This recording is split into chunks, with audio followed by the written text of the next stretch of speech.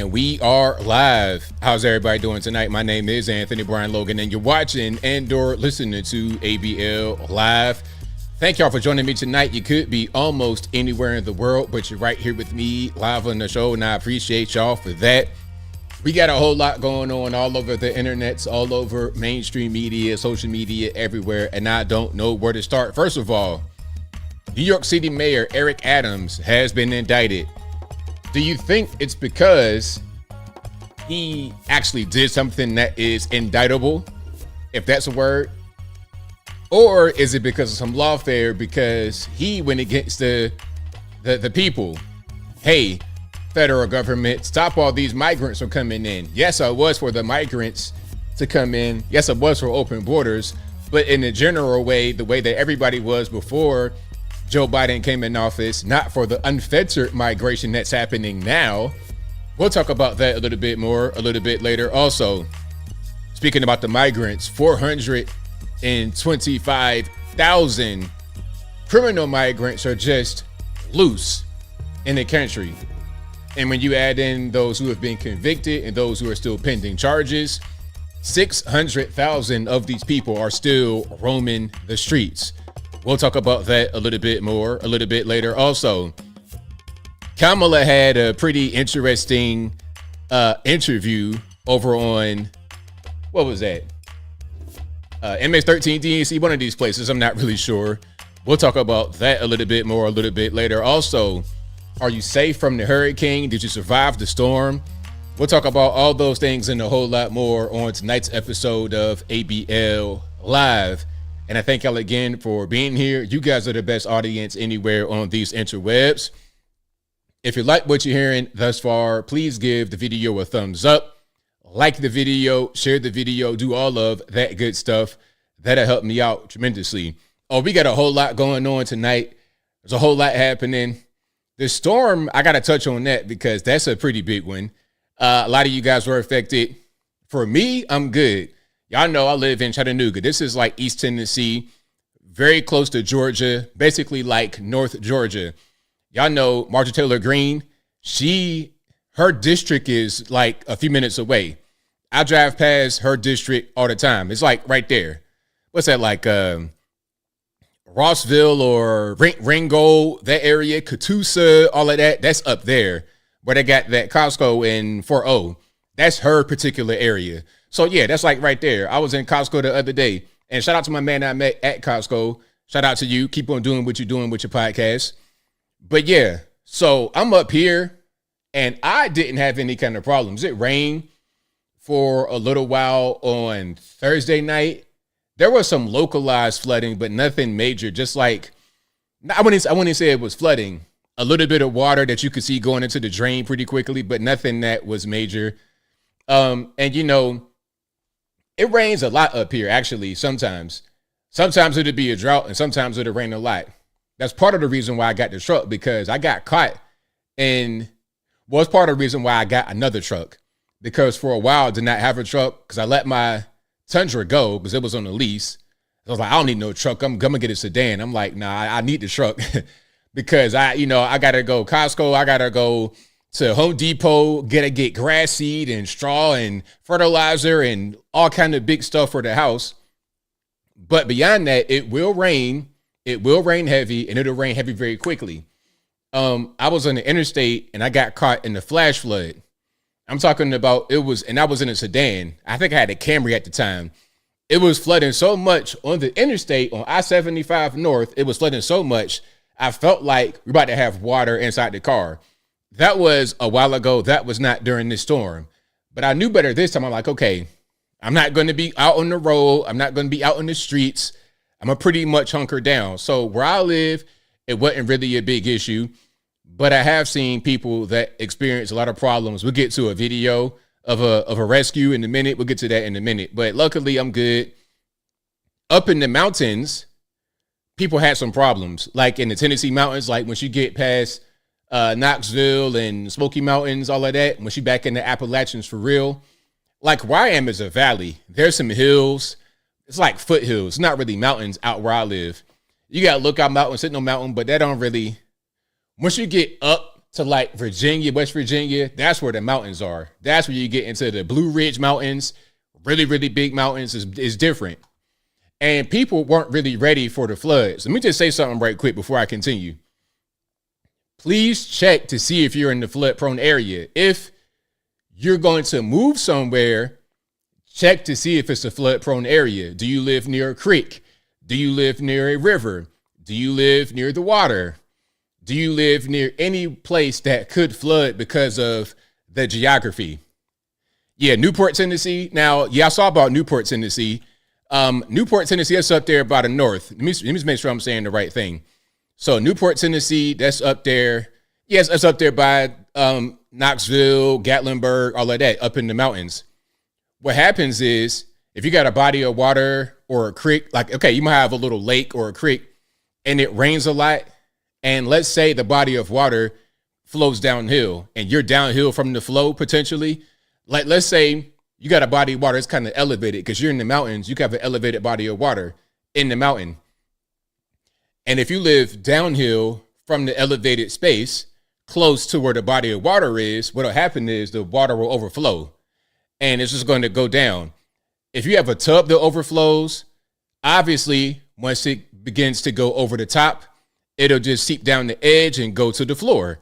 It'll go from the highest place to the lowest place when it has nowhere to go. Water will always find the ground level.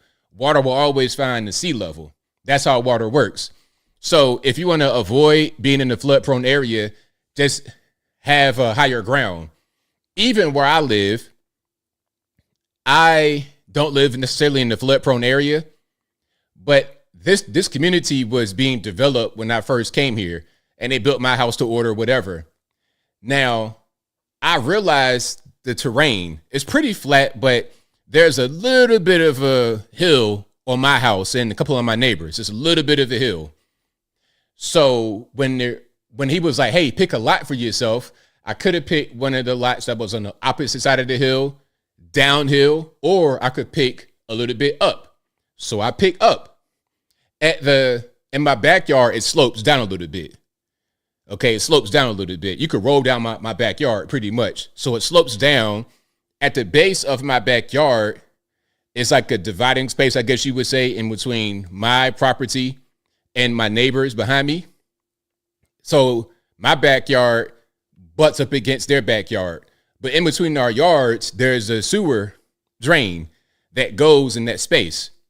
So right at the base of my backyard where it goes down is a sewer. It's a drain. Because why? The water will roll down from my backyard down a little hill to the lowest point, which is right there. So I don't want to be my neighbors kind of downhill in case of a flood. You see what I'm saying? Because if it rains a little bit too much, there might be some water that creep into their back door through their pane glass windows on the bottom or in the center. Since I'm up a little bit, and as a community, we're kind of up a little bit, the risk for flooding is low. But you always got to think about that when you're trying to move somewhere. Please, please, please do not move to a flood prone area.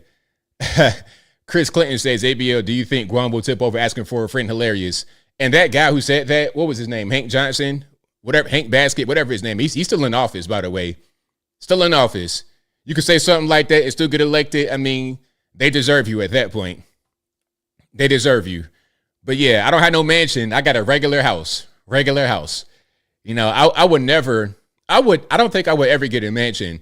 I could be Mark Zuckerberg rich and not want to get a mansion. The only way I would get something that's even like halfway like that is if I became Michael Jackson famous and I couldn't even leave my house. But I'm not going to be that way. I'm not going to, I don't have anything in my catalog that resembles Thriller or anything that Jackson 5 done. So I'm good money on that. Give me a regular house that's not too much, just something that's decent. Don't got to be too big. Something that's nice and will last me a long time and maintain its value in a nice community. That's all I need. But what I don't want to do is get caught up in a flood-prone area, a fire-prone area, a hurricane-prone area, or tornado, like Oklahoma type area. Just be above. Just be aware of the weather complications of your area.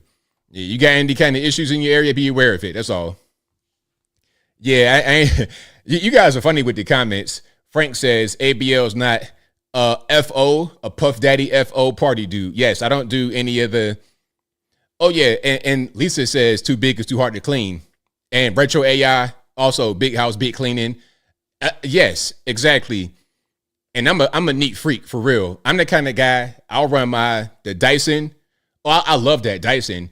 It's wireless. You could just take it wherever. I run that every day. I'm the kind of guy, I'll cook in the kitchen. It'll be spotless after I'm done. And I'm a vacuum or come off the floor. If there's one crumb on the ground, I'm gonna vacuum it up, or I'm gonna pick it up with my hands. Get a damp towel, pick it up. I'm that kind of guy. So if I gotta clean 10,000 square feet, I'm all the. I gotta hire a maid. I gotta hire a staff. Also, with a big house, you got the pest control. You got to look for termites and have the little station set up.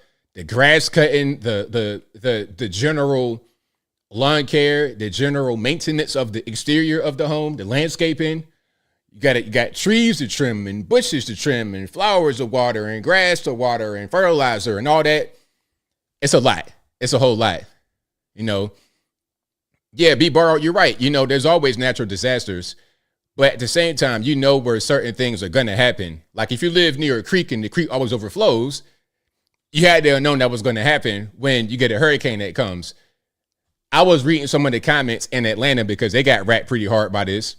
And I was going to go out there that Thursday, but I was like, you know what? Nope, because I see the hurricane coming. But people were saying, oh, it always floods right here when it rains normally. Okay, if you get a regular rainstorm and it floods because you live near a creek that overflows, maybe when you get a hurricane coming, you probably should go ahead and evacuate because it's going to be worse when the hurricane comes. Doesn't that make sense? I mean, it makes sense to me, but hey, it is what it is. Yeah, it is what it is. But yeah, shout out to you guys. Now, before I go too deep into real estate and whatnot, shout out to all you guys for being here. You guys are the best audience anywhere on these interwebs. Also, shout out to the sponsors as always. PatriotPost.us, your best source of news and information anywhere on these interwebs. Their link will always be in the box. Or type in PatriotPost.us to your browser. Tell them that ABL sent you. Also, go to ABLmerch.com. We got the hats, t-shirts, stickers, hoodies, mugs, and more right there on the website, ABLmerch.com. The link will always be in the box. Also, go to AnthonyBLogan.com. Thank you, Sheree, for posting the link. AnthonyBLogan.com. That is ANTHONY, the letter B, LOGAN.com. Go to the front page of the website. I have articles for each video that I produce. And in each article, I got sources from the left, from the right, from the center, from the politically agnostic, Democrat, Republican, local, national, international, whatever you want. I got it. As long as it's legal, I will post it right there on the website, AnthonyBLogan.com. And also, go to AnthonyBLogan.com/contact us. You can find my email address, my snail mail address, my UPS box, of course, my social media accounts, my Facebook, Instagram, Twitter, never going to call it X, my TikTok. Yes, I got TikTok because you got a bunch of these mouth breathers on there. I got to combat the mouth breathers. I got to fight back against the mouth breathers. So that's part of my purpose, is to go ahead and get them out of the way. All right. So you have AnthonyBLogan.com/contact us. Find all my information on there. And as I always say, if you're ever wondering if you're conversing with me or not, just cross-reference your method of communication. If it's not on my website, it's not me. If the email is not contact@AnthonyBLogan.com, it's not me. Pause for a minute. I was watching O'Shea. Shout out to O'Shea. Y'all may or may not know who that is. But he was talking about another YouTuber. I ain't going to say his name. But the YouTuber was saying that one of his subscribers contacted him saying they got scammed, they got robbed by somebody pretending to be him. So the person was conversing back and forth with the YouTuber, and allegedly there was $250,000 $250,000 stolen, $250,000 gone, just like that. Now look, I don't want y'all to have that happen to you. Don't lose your retirement, your life savings on these trolls that probably come from a particular part of Nigeria or somewhere Eastern Europe. Some Ukrainian dude named Vladimir is going to be fattening his pockets with your money if you let him.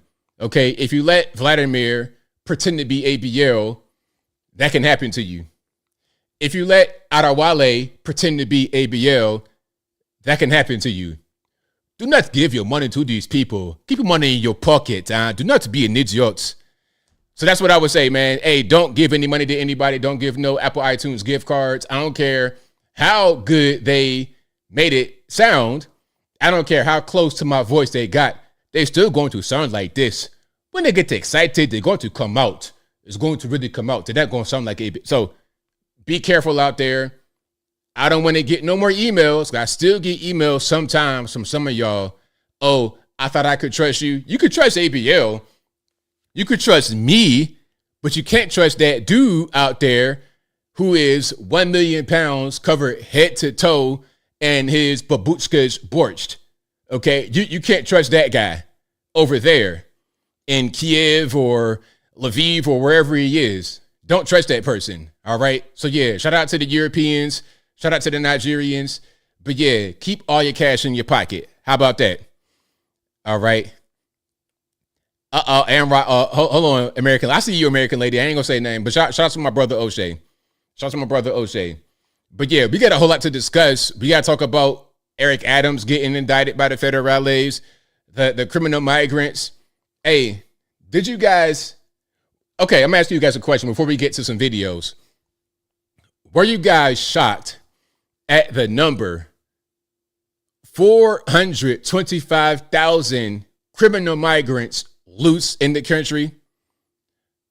Were you guys surprised at that number? I thought it was kind of high, a little teeny bit high. And thank you, ENT. ENT says, ABL, been watching you for years. Keep it up with the great content. Thank you. I appreciate you, ENT. Thank you. And I know I got a lot more super chats. I'll read those toward the time you're going to do the phone calls and a little bit later. Are you guys surprised at the number 425,000 criminal migrants in the country loose? And then the thing about it is, these migrants were criminals when they came to the country. So y'all know how it works. If you are detained or anything by Border Patrol, you're processed by Border Patrol officially. You're given a court date sometime in the future, 10 years away. You're given this particular thing to do. They might give you a phone or whatever they do nowadays. I don't know what the latest trend is from the Border Patrol. But if they cannot keep you in a facility for some reason, they allow you to go to the interior of the country. Listen, they have a docket. They got a list of these people. The list has between 7 and 8 million people on it. Now, this list is just those who are not citizens, but are in the country who at the border, they were processed. Okay. All right. We got a family of 15 coming from Fuzhou, China. All right. Check it out. What we're going to do, we're going to give you this court date 10 years in the future. We'll give you a translator and come back. And then if you're going to be an asylum seeker, go ahead and go to court and figure it out that way. Meanwhile, you're going to be in the country loose for 10 years. In that 10 years, the Fuzhouis from China are going to build a Chinese restaurant in your community. The little boy is going to be doing his homework in the front, eating beans and string beans. Like, y'all know what they eat. Y'all know what it is. I'll paint a picture for you right quick. Here's a picture I'll paint for you. You go into the little Chinese restaurant. You know what it's going to say. Great Wall, Hong Kong, some kind of obviously Chinese name. A name that's kind of a stereotype. Okay, they might as well say Yum Yum's Hotspot or something like this, right? Shout out to Eric Swalwell. They might as well say something like that. But anyway, you know the scene when you go in there. They got them little small tables because they don't want you to really be in there like that. Small store. You go to the front. It's a lady in the front. Hello, how can I help you? How can I help you? All right. Yeah. Can I get a General Tso and the egg roll, it come with egg roll, 10-minute, and then that's it. Those people are going to be straight up illegal aliens, getting a big bag of money at the end of the night. And they're going to be funded by the government, because it's one thing they say, you know what, Americans don't want to work. They don't want to do anything. They just sitting on their hind parts. They just watching NFL football, all this, that, and the third. Matter of fact, hold on. I'm getting triggered already thinking about this. I was watching this on Nick Johnson's channel. Shout out to him. Nick Johnson I like, but he had some controversy I'm not going to address, so I digress. But what he said was on point. Or what the person said, it kind of illustrated an issue. All right. It illustrated an issue. Now, I ain't going to play his whole video, of course. It's like an hour long. I'm going to play a few seconds because it's all I need right here. So check it out. This guy is a Haitian migrant in Pennsylvania. Because it's all over the country. Charleroi, remember Charleroi, Pennsylvania? You get a town of 4,000 citizens and they bring in 2,000 Haitian migrants. 50% increase. Now, check this out. Listen to what he says here. Yeah, they just sitting their butt on couches, smoking cigarettes, watching NFL. They don't go to work. You don't need that work. You don't need that kind of job. You don't want to do it. I'll do it. Yeah. So one more time, if you can't, again, let me just set the stage if you didn't hear me the first time. This guy is a Haitian migrant in Pennsylvania, Charleroi, a small town that's been inundated with Haitian migrants that are coming there to take up jobs and work for lower than what Americans are going to work, while at the same time they're being paid by the federal government to be here. They're being sponsored by the federal government to be here. They're allowed to be here by the federal government illegally. They're sponsored by them. They're given money and they're given the job to do what? Replace you ultimately. Listen to what he says about the situation, why he's there, why he's able to work and Americans don't want to work.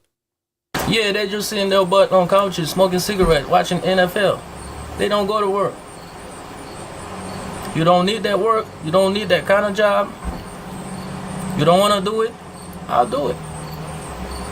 Now listen, the problem is because this is the general thing that people will say, oh, you Americans are lazy, you don't want to work.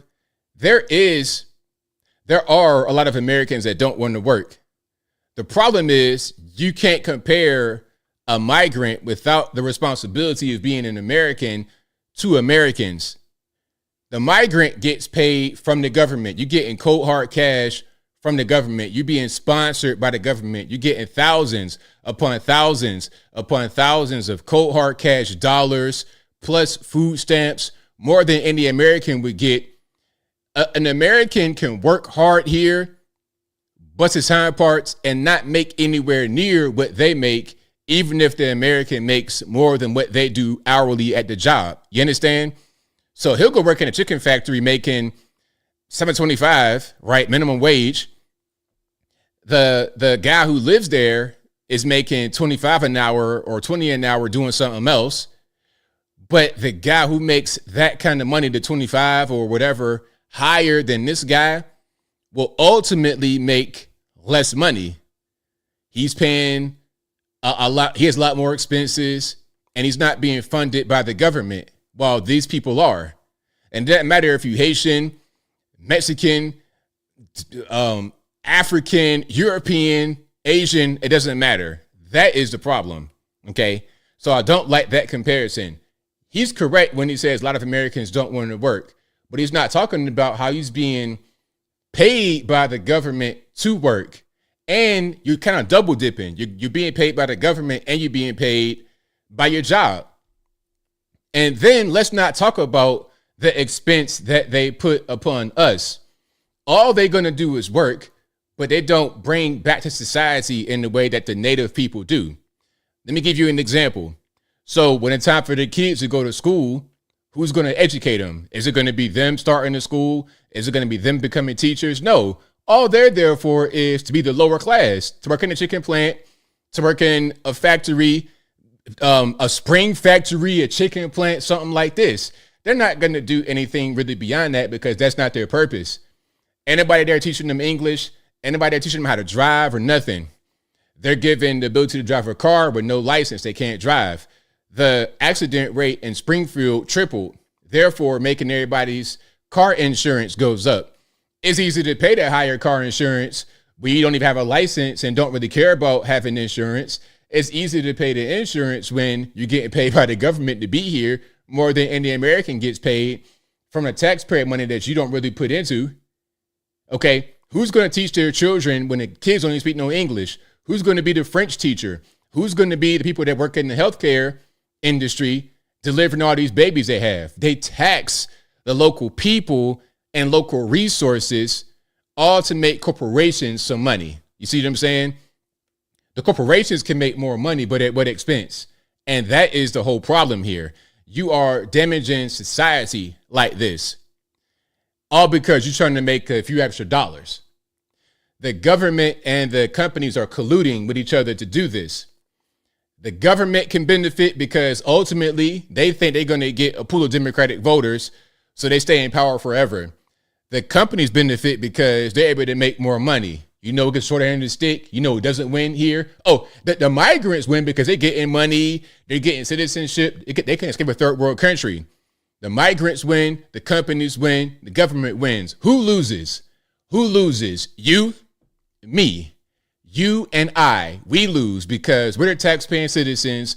We've been here. We built this country brick by brick. It's us. Everybody else is coming in to just take advantage of us. The government, the corporations, migrants. We suffer. And that's the problem. The government, of course, they're going to say, oh, well, you're racist because they are defending themselves. The migrants, they're going to say you're being racist because they're defending themselves. Corporations won't say a word because if they come out and say something, then they expose themselves to just trying to get money at our expense. They don't care if we got to really foot the bill for them to make money. Am I saying something that's wrong? Y'all let me know. Y'all, please, please, please let me know.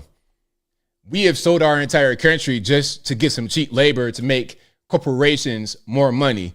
And we don't benefit at all. We get taxed as a result. I might even be for it if it was a net benefit, but it's not. It benefits everybody else except for American citizens. Your regular everyday taxpayer. It hurts us the most. And I ain't even get into the whole cats and dogs. In my opinion, that's not even really the point. The point is the overall problems that they cause that are going to hurt us as citizens. That's just really it. So yeah, while he's correct and say, oh, well, we work. Okay, yeah, but how much are you getting paid to work? You were recruited from your country of origin to come over here, and the government's paying you, the corporations are paying you, and you could do whatever you want. You could delete somebody in the car accident. Oops. Okay, no English. I can't read the signs. Oops. Sorry about your dead auntie who's 85 years old, minding her business, and I can't drive, although I was given the car and a license. Oops. Sorry that you got to pay more in car insurance because I can't drive and my cousins can't drive, and I'm increasing the accident rate in this town. What's going to happen is people that live there are going to move. The natives are going to move. So then the question becomes, who's going to upkeep this town? If the natives, if the Americans, whether they be black, white, or whatever, leave Charleroi, then who will be the ones that run the town? Who will be the ones that educate the children? Who will be the ones that actually, provide food and all kind of services? Who's going to do that? Now we got a problem. The corporations got their workers, but there's more to life than just working. Anyway, I'm getting way triggered. Hold on, let me see this. 8-Bit only says, ABL, you are a little wrong. Americans are not too lazy to do a job. We used to take on extra work to clean homes. Good luck doing that now. It's saturated, much like mowing the lawn. That's what I'm saying. You're right. You're correct. But it's not even about Americans being lazy. There are some lazy Americans. I'm not going to deny that, especially during COVID when they were getting paid to not work. I mean, at a certain point, that was just bad policy. Why would you pay somebody more to stay home than they would make from going to work? Who would pick going to work when they make less money, especially if you got like a little menial job? Okay, you're working at a fast food restaurant and you're 19 years old. Why would you keep working that fast food job when you might got to get vaccinated to do it and everything else, when you could just stay home and get paid the money. Now, I know some of you guys, Boy Scouts, Girl Scouts, you're going to go ahead and just go to work, right? But the average normie, the temptation is too strong. It just, to them, it doesn't make any sense. Why would I work to get paid less than what I'm getting paid for free? That was the incentive that happened during COVID-19. That's what happened. And that's kind of carried over. And then the government said, okay, let's just bring in a bunch of these migrants, which is watered down the labor market. The companies prefer the migrants because they could take advantage of them because they have no real rights, truly, because they're not citizens. That's the issue. All right. So yeah, let's go to the flood here. Did you guys see this moment where a woman got rescued by a reporter on television? Check it out. And she's screaming right now. I just called 911. Fire department is coming in. We got you. 911, they're coming. You're good. You're good. Oh man, it's a situation. We will get back to you in a little bit. I'm gonna go see if I can help this lady out a little bit more, you guys. I'll be back. Moments ago, Fox Weather's Bob Van Dillen saved a woman trapped in a car. He went and Look got at her. that. He's saving her. He called 911 for her. Bob is going to join us coming up. That guy is a hero. Wow. So I just said, you know what? I realize I'm with you guys. I'm on the air, but I can't let it go. So I just I dropped everything and I took my wallet out of my pants and I went in there, waded in about chest deep. And the water's actually rising and getting up into the car itself. So I told her, okay, undo your seatbelt. And she undid her seatbelt. And I said, let me have your phone, let me have your bags, and then put on my back. And then we walked in. So she's short. She's probably about this tall. So I put her on my back and just brought in. She's fine. She was in shock. She was cold, shivering. So I gave her one of my shirts. And she was in our car just warming up. About 10 minutes later, the fire department came, saw that we were okay, and they went on to the next rescue, wherever they're going. So there you go. Shout out to the white man for coming to the rescue. Shout out to the white man. Hey, coming through. But now, seriously, shout out to him for coming to her aid. You know, some were trying to criticize him because he was saying, you're good, you're all right. I mean, she was okay. She wasn't really in a bad situation. She could have stayed right there and been all right. But then, again, she probably was panicking, had never really been in a situation before. Maybe she couldn't swim. I don't know. And then, also, you don't know what's in the water. You don't really want to get down and try to traipse in it because it might have been a little bit too deep. So she was just crying out for help. And he's right there. He's like, okay, let me see if I can help her. And he did it. So shout out to him. And again, I think this was in Atlanta or in the area, somewhere, Georgia. Yeah, that might have been what that was. So shout out to him all day long. Now, shout out to neighborhoods without homeowner associations. I think it's a great thing if you don't have an HOA, but sometimes it could be, it's pros and cons to not having an HOA. I think my dream would be to live in a neighborhood without an HOA, but also without crazy neighbors. Because what I don't want you to do is spray paint your garage, trying to grow weed, and I smell the weed and I see the lights. It's like, look, ain't nobody got no time for that extra stuff. I need you to be neighborly, okay? I need you to be neighborly. Don't do a bunch of extra things. Don't paint your house pink and purple and LGBT colors. As long as you ain't doing that, I'm cool. As long as you ain't doing that, I'm cool, okay? But some of these HOAs, man, they get ticky-tack. Oh, your grass is too long, although it's perfectly manicured. I cut it every week. I trim it, fertilize. It's just a bunch of stuff. And then it can be very expensive. They got all kind of crazy rules. But sometimes they're good because you get bad neighbors that do whatever they want. All right? Exactly, Joe Butter. Be considerate of others. That's what I'm saying. Yeah, 50 cars on the lawn, exactly by the book. Anybody trying to see all these cars. You got this Carolina squat. I forget one of them, what these kind of, a Chevy Tahoe on a squat in your front yard and it's halfway broken down. Anybody got no time for that. All right. But look, check it out. This could also be what you get. So look, you have one house with a chain link fence, and on the fence, you have a Trump banner, like the action hero style. Okay. And then there's a little sign right next to it. And the sign says, pray for your neighbor. All right, now we're going to pan to the neighbor right across the street. RP to the headphone users. We got an LGBTQ LMNOP XYZ ABCD 1 2 3 flag. You got all the colors, the rainbow, the transformers, the black and brown, which I'm personally offended by. Why must we, the blacks, be involved with the LGBT? They can't have their own thing. They can't just be gay in peace. Why we got to be involved with it? But anyway, and then they got a flag out there too. Okay, you got a few flags. Their flag is directed at them. You can see that it's facing the house across the way that has a Trump flag. And their yard sign says, you're in the cult. You're in a cult. And then they also have a sign that says Harris Waltz, I believe. And also one that says Stop Project 2025. Ask this neighbor, hey, why is Project 2025 bad? Can I get you on the interview on my YouTube? They're going to get really triggered and try to fight you. The phone will go flying out of your hand. It's going to be tumbling. It's going to be doing that because they don't really have anything. They don't have anything to say when it comes to Project 2025. All they know is that they saw something on TV and they believe it. That's what's going on. So yeah, let's be neighborly. Let's be neighborly. All right.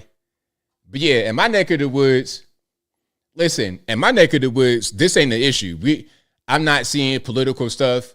Most you're going to see is an American flag and that's it. You see some Trump signs, but that's it. Like in this neck of the woods, this right here is definitely like MAGA country. So we good. Everybody get along. Never a problem.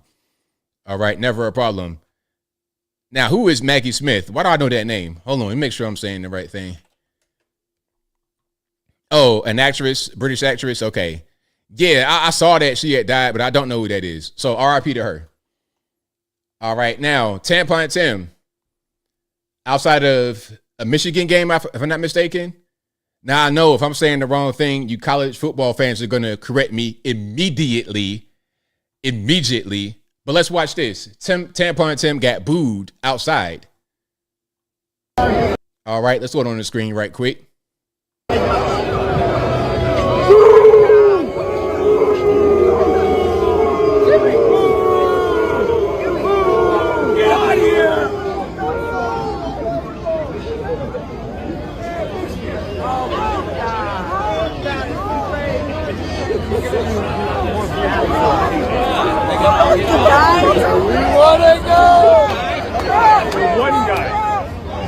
So yeah, shout out to Tampon Tim. I don't think they really liked him being there.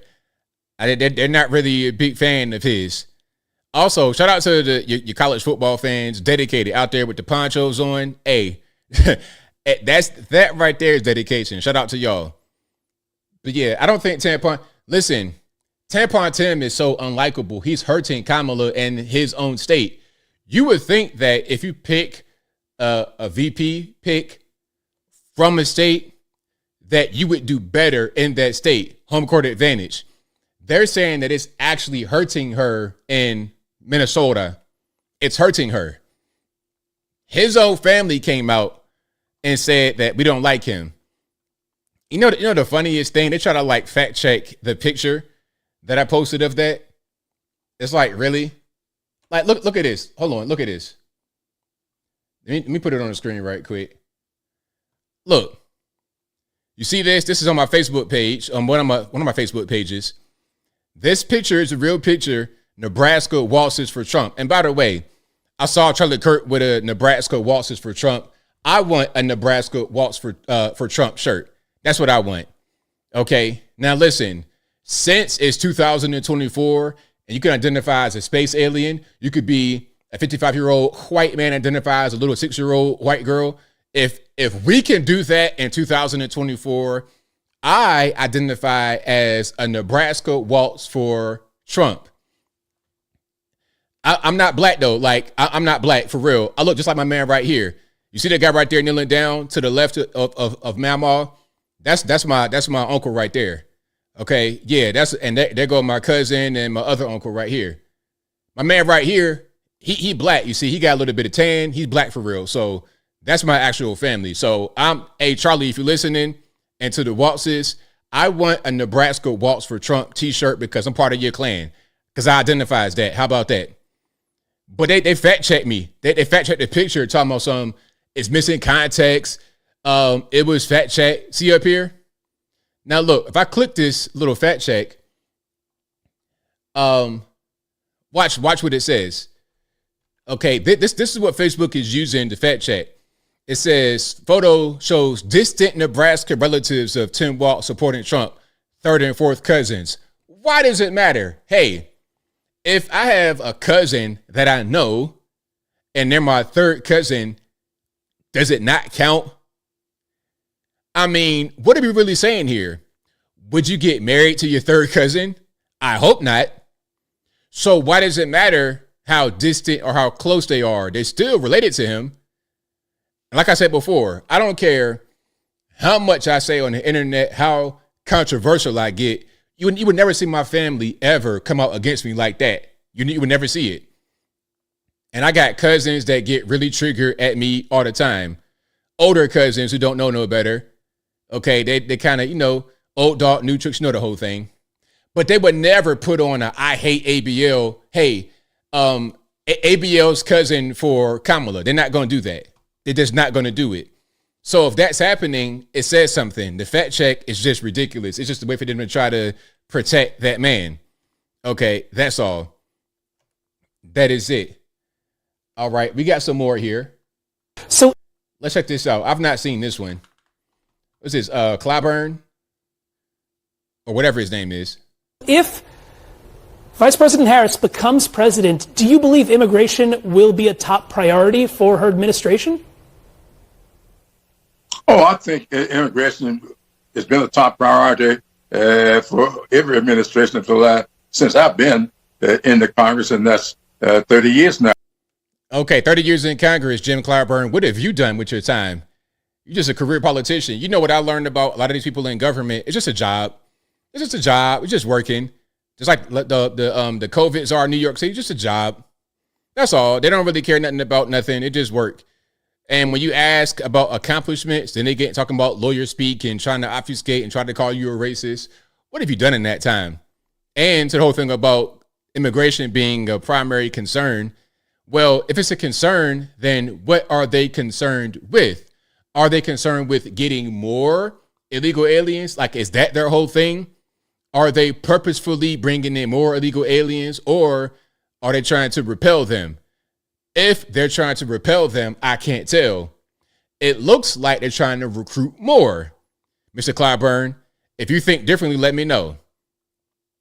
Let me know, Clyburn, like what's really going on.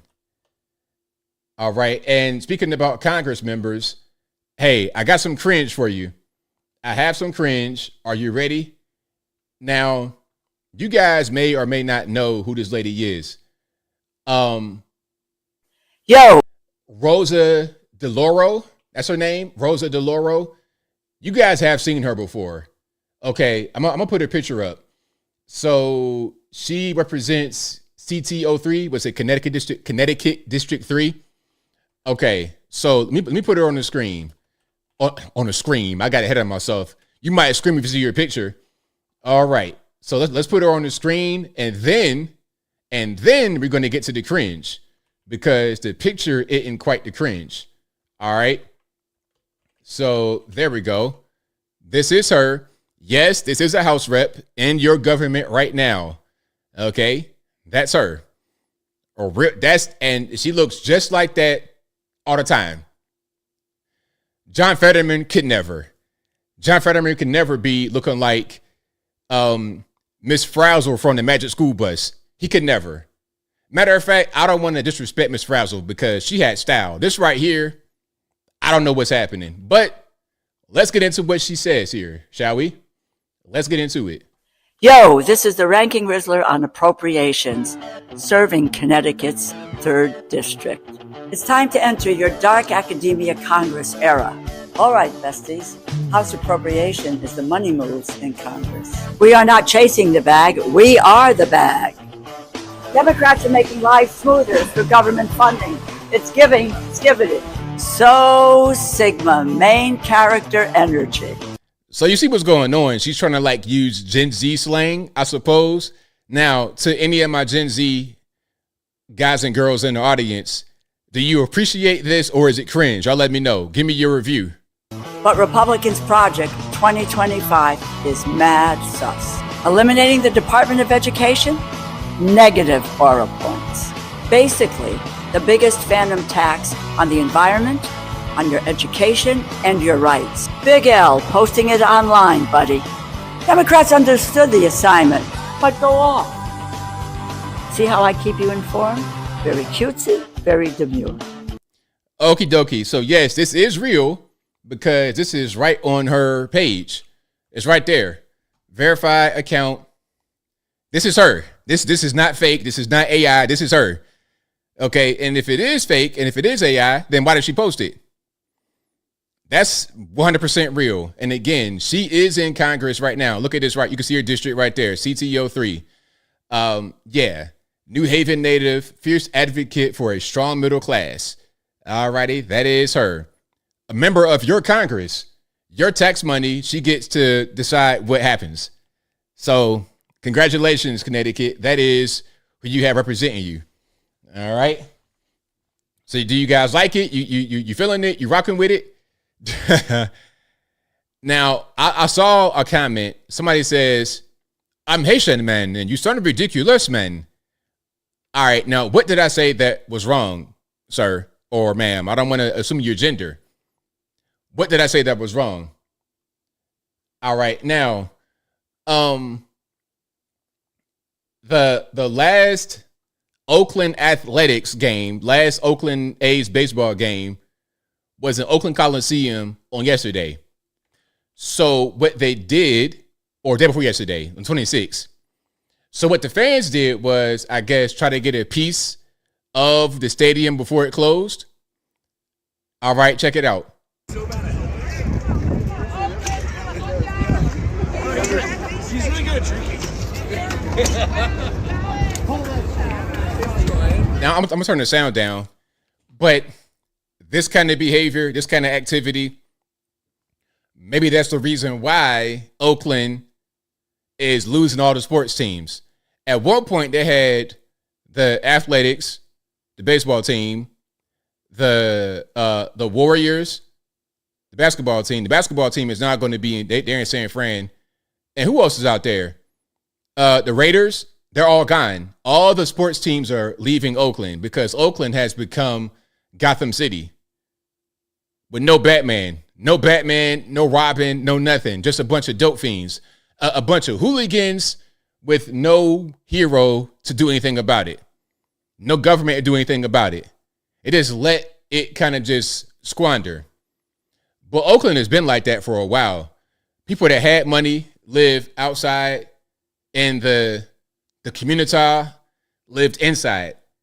And the inside has just been festering for a long time to the point of absolute lawlessness. It's so bad that all the sports teams, everybody got to leave Oakland. That's what's happening. It's bad. It's real. Mad Max, it's like Mad Max too. That's right, NKM. 100%. All right, now, here they are inside the stadium, breaking chairs and stuff to get a piece.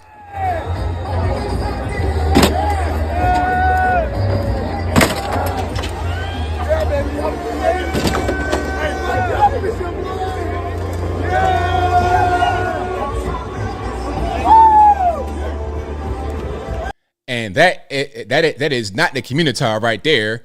That's just Oakland. All right. I guess I understand you want to get a piece of the stadium, but it's like, really? You're just going to, I don't know, man. I don't know if I want to just hop on a chair and break it to take it home. But I guess that's what they want to do because it's a last day at that stadium. Are they going to tear it down? Are they going to repurpose it? I think what they may end up doing is just leaving it abandoned. You know, that's kind of what's going on. Yeah, nobody wants to go to Oakland, not even the migrants. Yeah, that's pretty much what's happening. I I feel bad for y'all on the left coast, man. I really do. If you can escape, please escape. Now let's go to the East Coast right quick. This is also about sports stadiums. Okay, you had the Oakland Athletics playing their very last game at the stadium out there in Oakland. So Oakland has no more sports teams inside the city. No Raiders, no Athletics, and no Golden State Warriors. They're all gone. 0 sports teams in Oakland when they had at least 3 or more before. Was there another baseball, some other team in Oakland? Was it an NHL team? I don't know. But anyway, now they want a new 76er stadium in Philly, but the LGBTQ, LMNOP, X, Y, and Zs don't want it to happen for some reason. I don't know. I don't know exactly what space they're trying to protect. Maybe we can guess, okay, if they're going to build a stadium, like what, on a street corner or so? I don't know. But anyway, let's watch some of this. And here we go. Let's throw it on the screen. We are claiming space in the neighborhood. We do not want to be pushed out again. Worried that the project's proximity to the neighborhood will create gentrification, make the area unaffordable, and take away queer and safe spaces. An arena made by and for billionaires won't be economic catalyst for community and people that live here, but just serves to further enrich them in an attempt to further divide us. Mayor Sherrell Parker struck a deal with the Sixers last week, officially announcing the proposal in a community meeting last night. But it's up to 1st District Council member Mark Squilla to introduce the legislation. And right now, he says he hasn't decided if he will. There's challenges still that we see, but I think there's also opportunity. And I think we need to look at that for both the city as a whole and the surrounding communities that will be impacted by it. All right, there we have it. So we have a transformer with a sash that says MX on it. Okay. All right. And you can see kind of what's going on. We got masks in the background. A lot of them AOC boyfriend types in the back. That's what's going on. Neighborhood, really? Is that what we, come on, man. Like y'all are in the way, man. Ain't nobody trying to, I don't know what y'all doing in the neighborhood, but obviously it's not very economically impactful to the city. So y'all got to go move around. It is what it is. Hey, at least y'all don't got the migrants coming in and taking jobs and Xing you out that way. At least that's not happening. At least the arena is for the actual economy of the city, bringing jobs, people inside the actual city, rather than the migrants coming in, taking jobs from the people of the city for themselves. You see what I'm saying? So yeah, that's what's going on. Now let's go to Arizona. This is at Arizona State University. People getting registered to vote. Check it out. Shout out to ASU. Are you registered to vote? You want to? Yeah. Huh? Yeah. Here, we're gonna use some pens. I'm seeing the sea full of MAGA hats everywhere. I love it out there in Arizona. And this is what you got to do. You got to be on the ground. Shout out to Scott Pressler. Shout out to Turning Point. Shout out to everybody out there on the ground making things happen. I'll do my part from here. They do their part out there. And we work together to try and spread the message. But you got to spread it. Get everybody interested in voting. And you got to vote whenever you can. Vote whenever you can. Okay? And beat the other side of their game. People kind of get demoralized talking about, oh, it's rigged, all this, that, and the third. If it was rigged, then there'd be no need for the media to be 24/7 making up lies, gaslighting, going hard, trying to X out Trump supporters, trying to X out conservative people, trying to X out even an RFK Jr. if it was rigged. Okay, so your vote counts. Your vote counts, and they spend billions of dollars to get your vote. So make it count. Make it count. But y'all love seeing that out there at ASU. MAGA hats, young people getting interested in voting. I love it. That's what we got to have. All right. Jason K says, even the neighborhood is voting for Trump. Hilarious. Yeah, shout out to the LGBT space. Okay, it is what it is. Not seriously. I'm not seriously shouting them out, but you understand what I'm talking about. Anyway, I digress. If you like what you're hearing so far, please give the video a thumbs up. Like the video, share the video, do all that good stuff that'll help me out tremendously. So Minneapolis, we have our first non-citizen police officer in Minneapolis. Now, I don't know how you get to be a non-citizen officer. Are you here illegally? Are you an asylum seeker? Are you on a green card, a visa? What's really going on? All right, check this out. Let's get some sound that might help. And RIP in advance to the headphone users. The Minneapolis Police Department swore in new officers. And that includes its first ever female Somali officer. Ben Henry was there and shares what she and other recruits hope to accomplish. Lots of hope there tonight, Ben. Ilhan Omar's cousin. There is. The department now has its first ever Somali woman officer and permanent resident, which is a non-citizen who's lived in the community since she was a child. Okay, all right. Elephant in the room. Anybody want to ask the question I'm thinking right now? Matter of fact, hold on. Whatever you're thinking, hold that thought and see if what I'm thinking matches what you're thinking.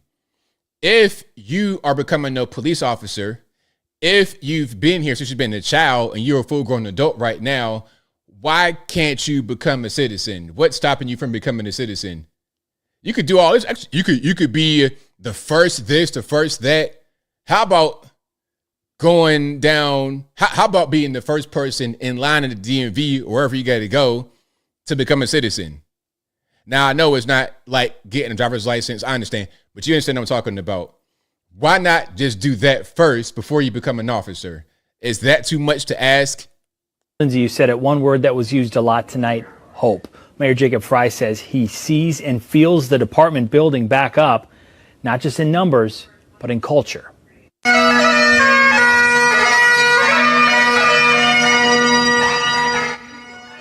The department now has 23 more officers. That includes 11 recruits and 12 lateral officers. Those are people joining MPD from other agencies. Some have more than a decade of experience.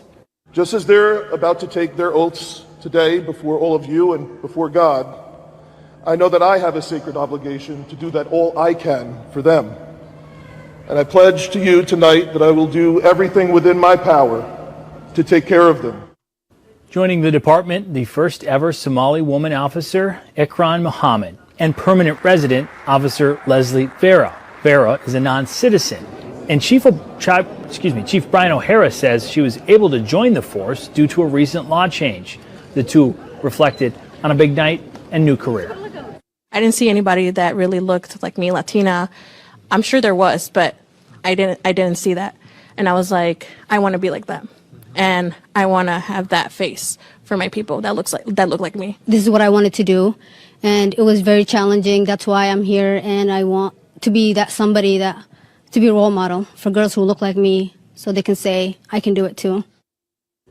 Special guests tonight was the family of Officer Jamal Mitchell, who was killed in the line of duty in May. The family received a very warm welcome. Okie dokie, there we go. So, non-citizen police officer in Minneapolis. How did Minneapolis become such a woke hub? How did that happen? Was it by design? Was it an accident? Like, what is really going on? I don't understand. I think maybe one of the qualifications to become an officer should be that you are a legal citizen. Just maybe, like, am I seriously asking for too much? I don't think that I am. I think that I'm asking for just enough. All right, let's keep on rocking and rolling. If you like what you're hearing so far, please give the video a thumbs up. Like the video, share the video, do all that good stuff. That'll help me out tremendously. And speaking about illegal aliens, migration, here is the border. Just a basic shot of the border. Nothing major.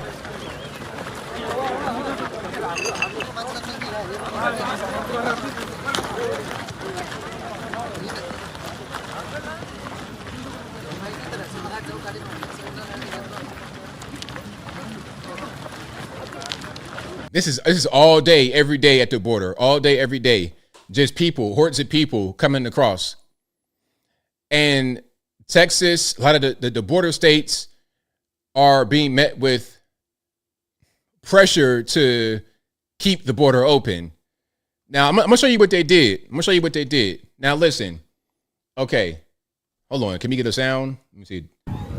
All right. They're not going to have a newscast. I'm going to tell you what's happening here. Texas put up concertina wire, razor wire along the border to keep the migrants out. What the federal government did was come in and bring like a heavy, like an extractor. They put that right there to lift the concertina wire up to give them an avenue to come in without getting hurt by the wire. You see this right here. You see the heavy equipment. They lifted the wire up. So then what's happening is they're getting in under the gap. You see right there. You see it? There you go. That's a better shot. So again, Texas put up the wire to keep the migrants out. The federal government came in and lifted the wire at a certain point to allow the migrants to come in. This is what we're talking about right here. When we say this is a federal issue, that's what I'm talking about. The states are trying to protect themselves. They're trying to protect taxpaying citizens. They're trying to protect people in America. The feds say, nope, leave it open, bring them in. They're going to replace you.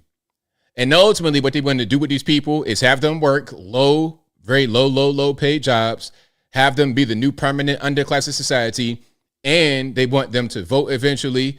So then they can replace us in our vote. They can replace Americans in the workforce, in certain jobs, and they can overwhelm Americans when it comes to the time to vote.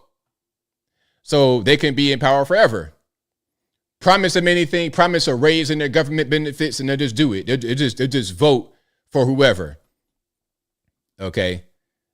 So it's really crazy.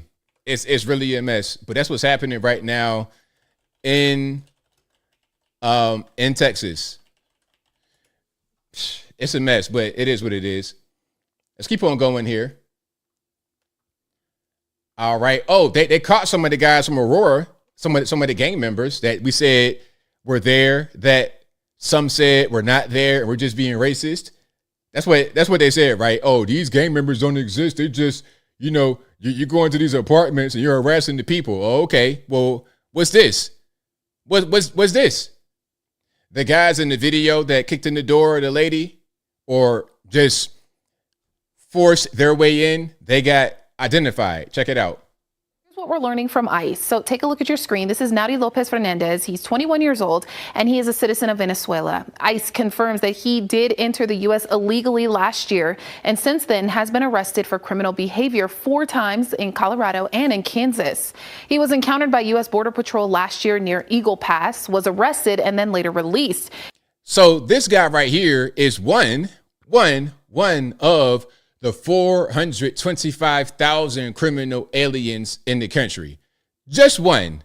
And like I said before, they concentrate them in these small areas. Okay, Springfield, Ohio, 55,000 residents already there. And then you add 20,000 Haitians on top.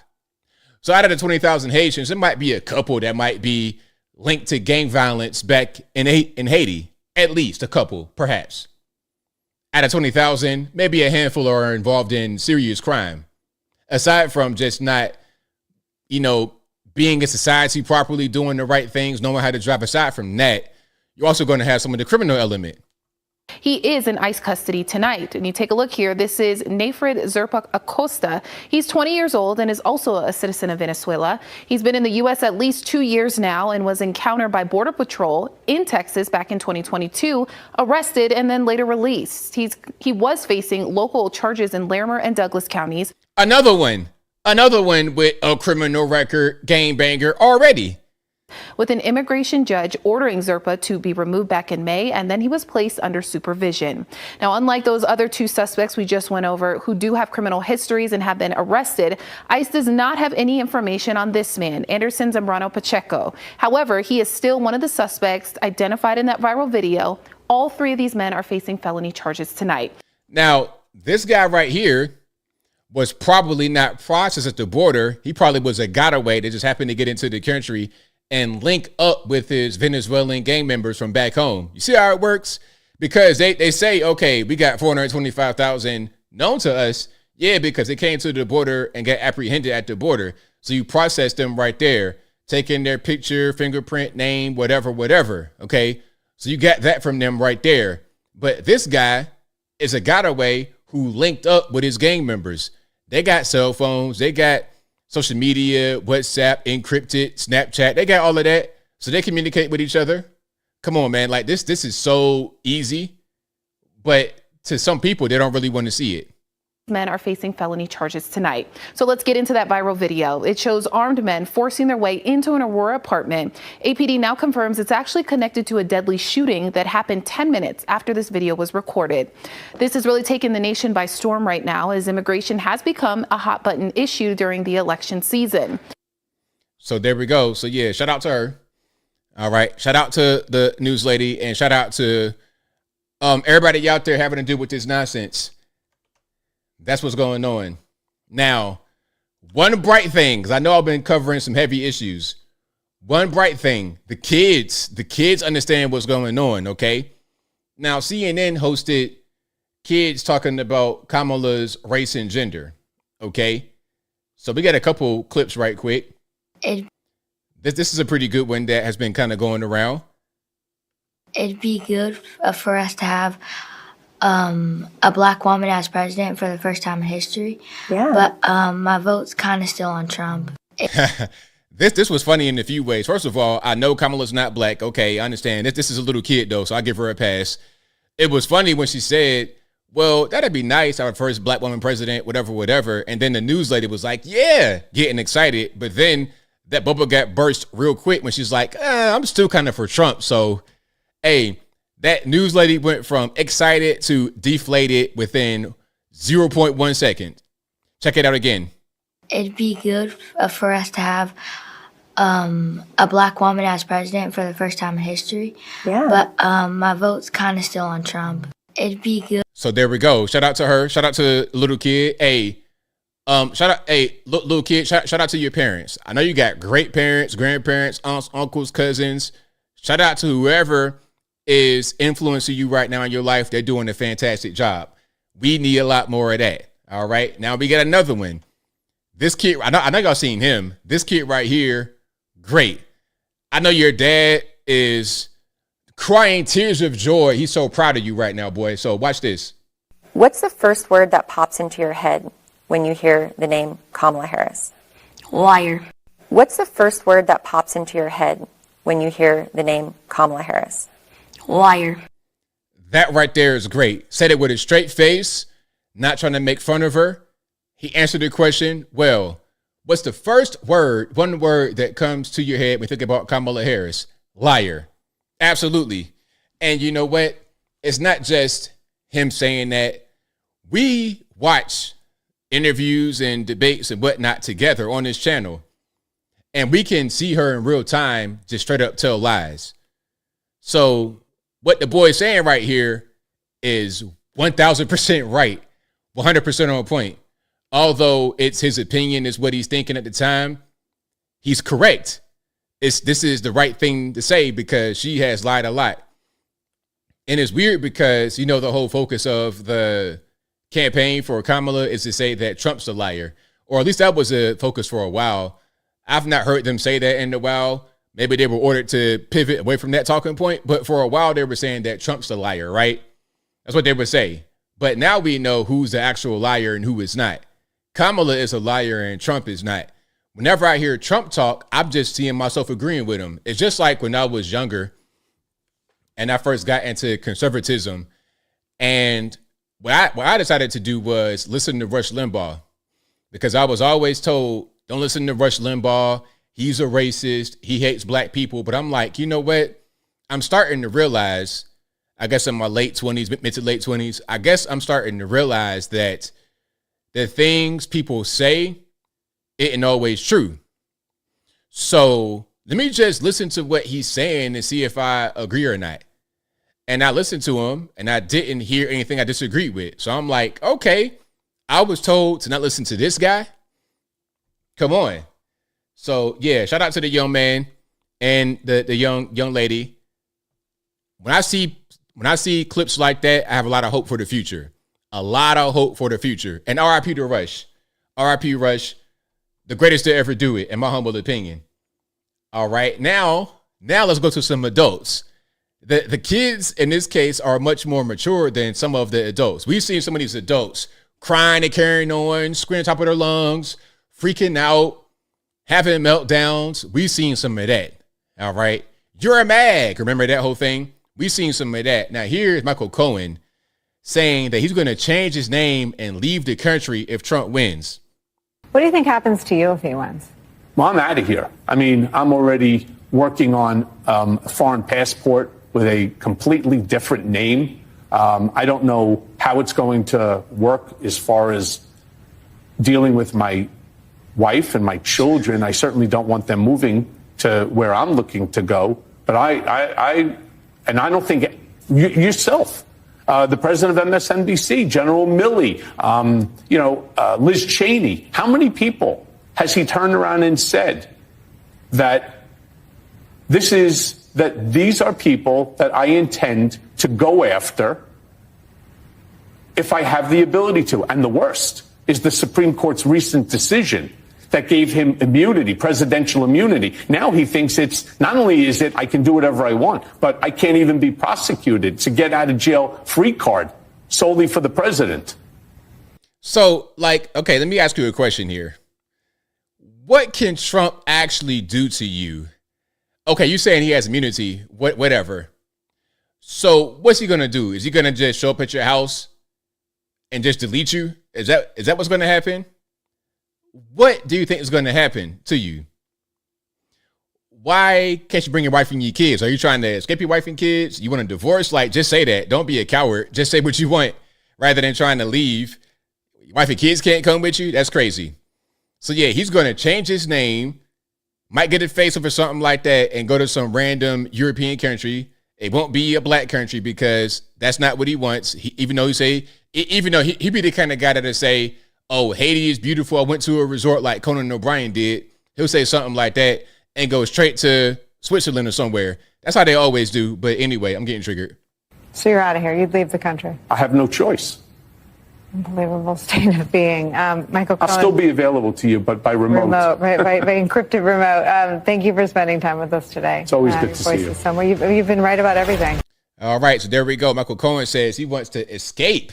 He wants to escape the country if Trump becomes the president. Now, didn't we already hear that? Didn't we hear this whole thing about, oh, if Trump wins, I'm going to go to Canada. It's not going to be safe. I ain't seen nobody that said that go anywhere other than a bigger house in Los Angeles, California. That's all I've ever seen. They went from one house to a bigger house because Trump's policies helped them to get more money. That's all I saw. All I saw was bigger cars and more expensive, gaudy jewelry. That's all that I saw.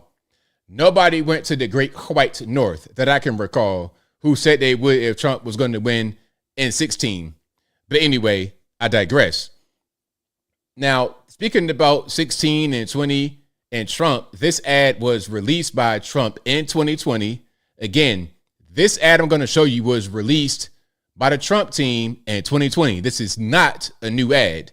But a lot of what's in here has come true. Check it out. And RIP to the headphone users.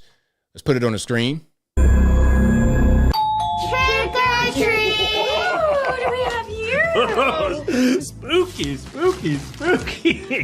creepy. Creepy Uncle Joe. Oh, it's funny. It's Joe. Come on, man. Candy's for the kids. Maybe he forgot.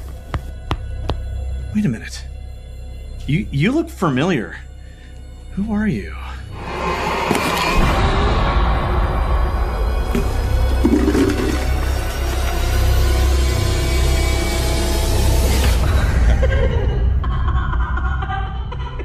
Are we gonna let her get away with this? She took everything.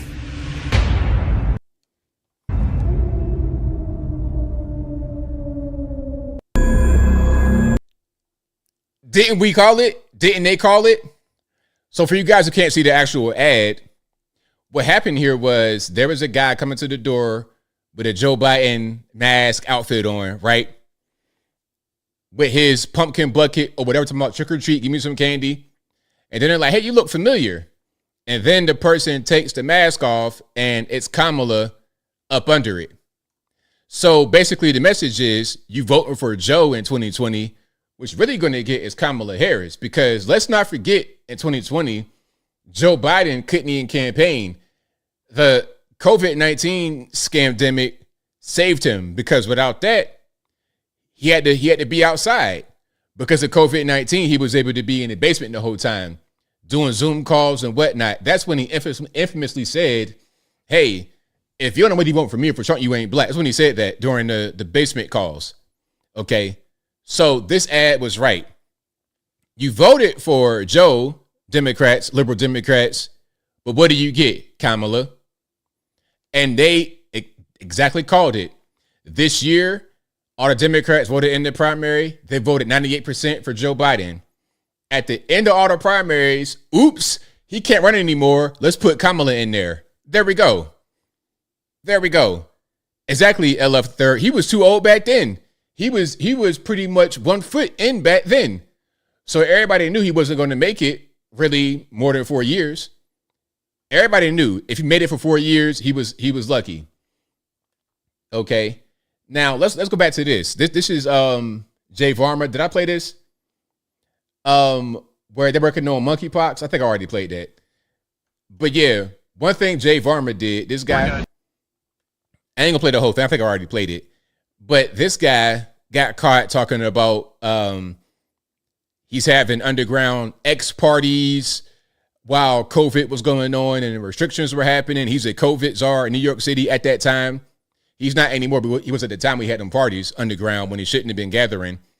He also worked for a big pharma company, I suppose, and they were trying to push the monkeypox vax to get that approved.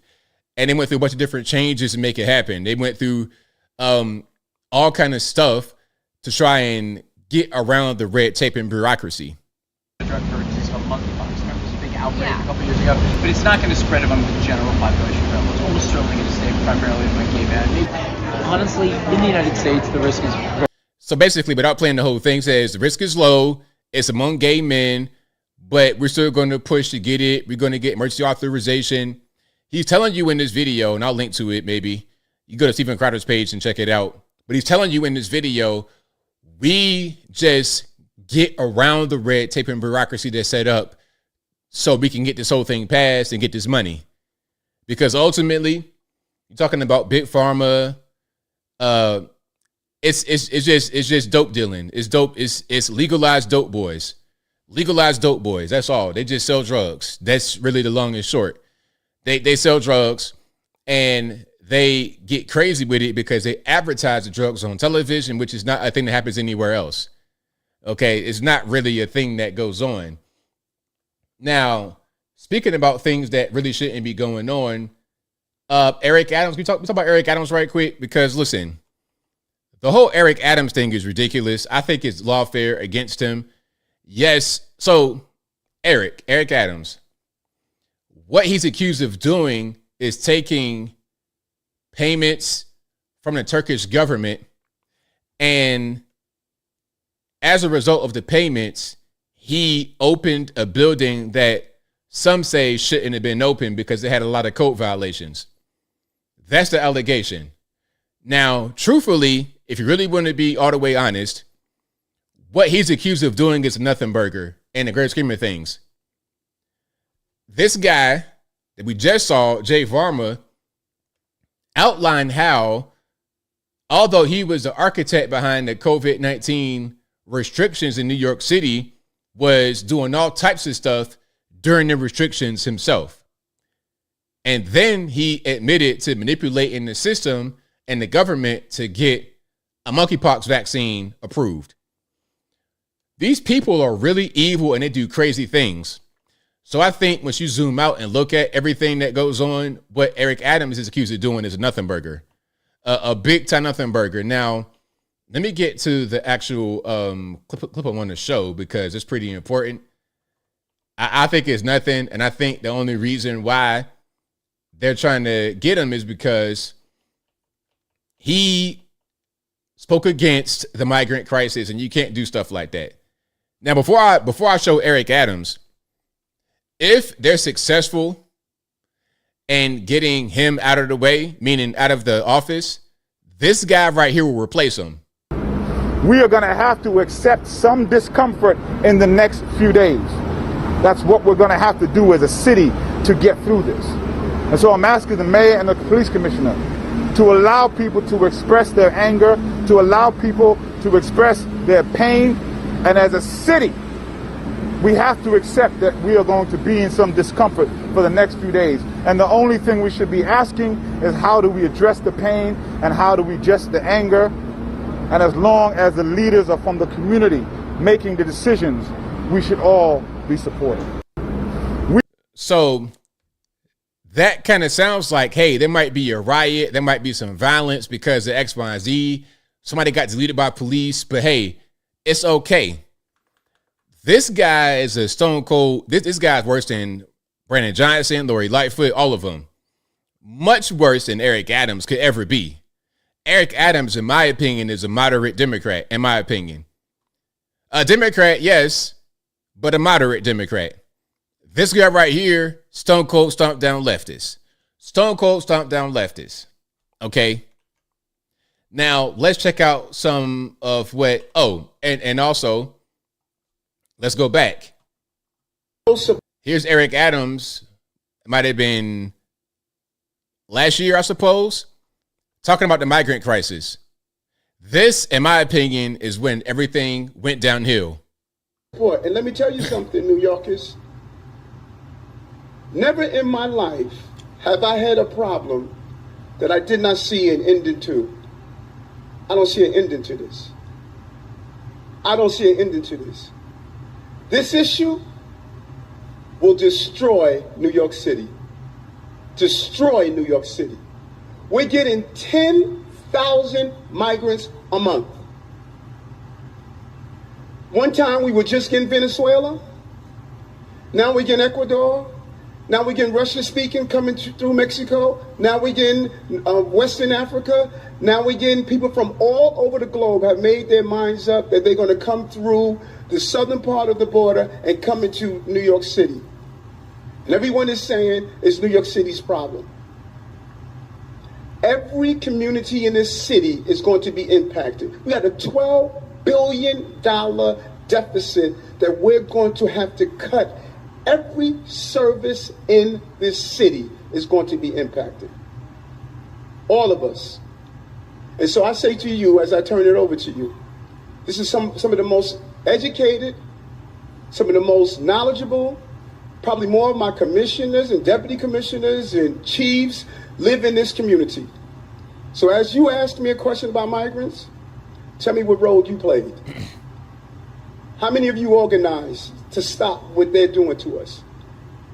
How many of you were part of the movement to say, we're seeing what this mayor is trying to do and they're destroying New York City? It's going to come to your neighborhoods. All of us are going to be impacted by this. I said it last year when we had 15,000. I'm telling you now with 110,000. The city we knew we're about to lose. So that right there, I think, now they said they've been watching him for a long time since he was a Brooklyn borough president 10 years ago, whatever the case may be. What I think was they had dirt on him and they were prepared to use it if they had to. It's like a fire extinguisher in a glass case, break when emergency happens. That's what they had on him. They would never say anything if he didn't do stuff like this. If he played ball, because look, here's what, let me just break it down to you this way. The accusation is that he used his post to collude with the Turkish government to, let me start over. The allegation is that the Turkish government paid him by way of trips to be in their pocket and do things for them. And what they said that he did was open the building for the Turkish government that shouldn't have been open in New York City. That's the allegation. Now, if he's getting indicted by the feds for that, how about when the government floods a small town with 20,000 Haitians, no English, no driving, no nothing, and they pay them and they're illegal? Does anybody get indicted for that? Now, if you're going to put things on the scale and measure them, which one is more impactful? Which one is more serious? Opening the building with some code violations because you got paid to go to Ghana and stuff like this, or 20,000 humans descending upon a town with little to no resources to take care of them? 55,000. Which one is worse? You see what I'm saying? So when we talking about things that somebody has done that gets them indicted, let's talk about it for real. Let's measure it with other things that have happened.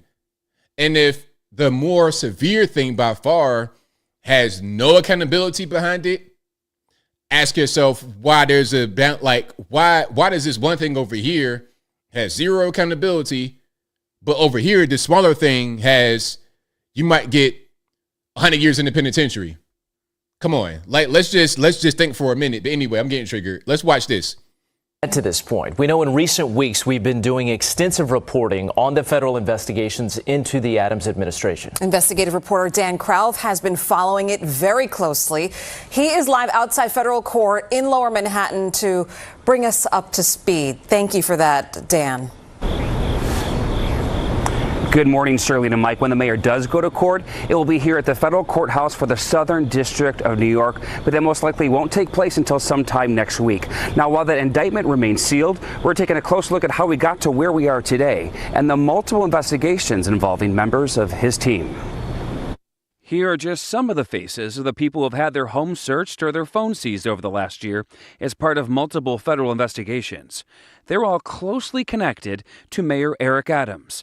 From his police commissioner, Edward Caban, who resigned, to the man he appointed as head of schools, David Banks, who announced his retirement, to Banks's domestic partner, the mayor's first deputy mayor, Sheena Wright, and Mayor Adams' former head of fundraising, Brianna Suggs. They're all part of at least 3 separate but related federal inquiries. The first started back in November with Suggs, when the feds searched the mayor's former chief of fundraising's home. Now, let's not forget, Eric Adams was a cop. So he knows the law. So you got to just think a little bit. FBI and U.S. Attorney aren't releasing any information about the investigations, but sources say they're looking into whether improper campaign donations were made to the mayor's 2021 campaign and whether he received illegal donations from citizens or government officials in other countries. The mayor has maintained his innocence and has encouraged everyone to cooperate in the investigation. The other accusations involve using personal relationships to get work with the city and other lucrative contracts. James Caban, twin brother of former police commissioner Edward Caban, is under investigation for possibly using his relationship in order to get work providing security to nightclubs. Commissioner Caban... Nightclub security? Look, I ain't gonna play no more. We're talking about some of the most ticky-tack petty stuff when you compare it to things that actually happen in this country by way of the government. Nightclub security? Come on, man. Really? The case is thin. The case is very thin against Eric Adams and his team. Yes, there's a case there, but it's a thin case. You see, sometimes you have a case that can be brought, but it does not get brought because it's kind of a nothing burger. It's not really a big deal. If this was not in the big city, it probably wouldn't have got brought, in my opinion. Or if it was not Eric Adams, it wouldn't have got brought.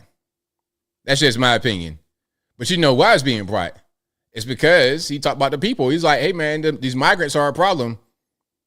Okay, since you think the migrants are a problem, Eric Adams, you're going to be the problem. And we're going to get rid of the problem. That's what's going on. Yes, it's a thin case. But we know what's really happening. We know what's really going on. But if you like what you're hearing so far, please give the video a thumbs up. Like the video, share the video, do all that good stuff. That'll help me out tremendously. Now, Kamala went to the border. Kamala did go to the border. We got some of that. Gave a little speech at the border. Okay, but a few things first. Let's watch this. All right, check it out. Oh, hold on. Matter of fact, before I play that, I gotta play one clip. An infamous clip of her being asked about the border. I gotta play that one. Let me play that first. And I think I do have that queued up. Yeah, we gotta play that one because that was crazy. That was totally nuts. All right. Oh yeah, here we go. Remember this? Where Lester Holt was asking her, hey, you been to the border? Remember her response? Watch this. This was a while back. I'm not really sure when this was recorded. This was not a recent clip, but it falls in. Do you have any plans to visit the border? At some point, we are going to the border. We've been to the border. So this whole thing about the border, we've been to the border. We've been to the border. You haven't been to the border. And I haven't been to Europe. And I don't understand the point that you're making. I'm not discounting the importance of the border. Well, I mentioned, do you have any? Hey, Kamala, you been to the border yet? You know, it's a crisis going on. We got all these migrants coming in. You got drugs and weapons and human trafficking and terrorists and cartels and everything else coming in. Have you been to the border? Well, no, but I've not been to Europe either. What? That right there is how bad Kamala is and how bad she's been for years, since the beginning. She should not be in this position right now. She shouldn't be there. A DMV employee at best. And shout out to all the DMV employees. Nothing against y'all. But that she shouldn't be anything more than, she shouldn't be in the federal government. Put it to you that way. All right. So, yeah. Now, let's check this out. The numbers don't lie. Under the Biden and Harris administration, 8.3 million encounters. Under Trump, 2.4. And 66,586 pounds of fentanyl seized at our southern border under Biden and Harris. That's right. The numbers don't lie. So watch this. Let's put it back on the screen. So hold on, let me just minimize it right quick because I'm kind of cutting myself off. So under Trump, from February 2017 to January 21, 2.4 million border encounters.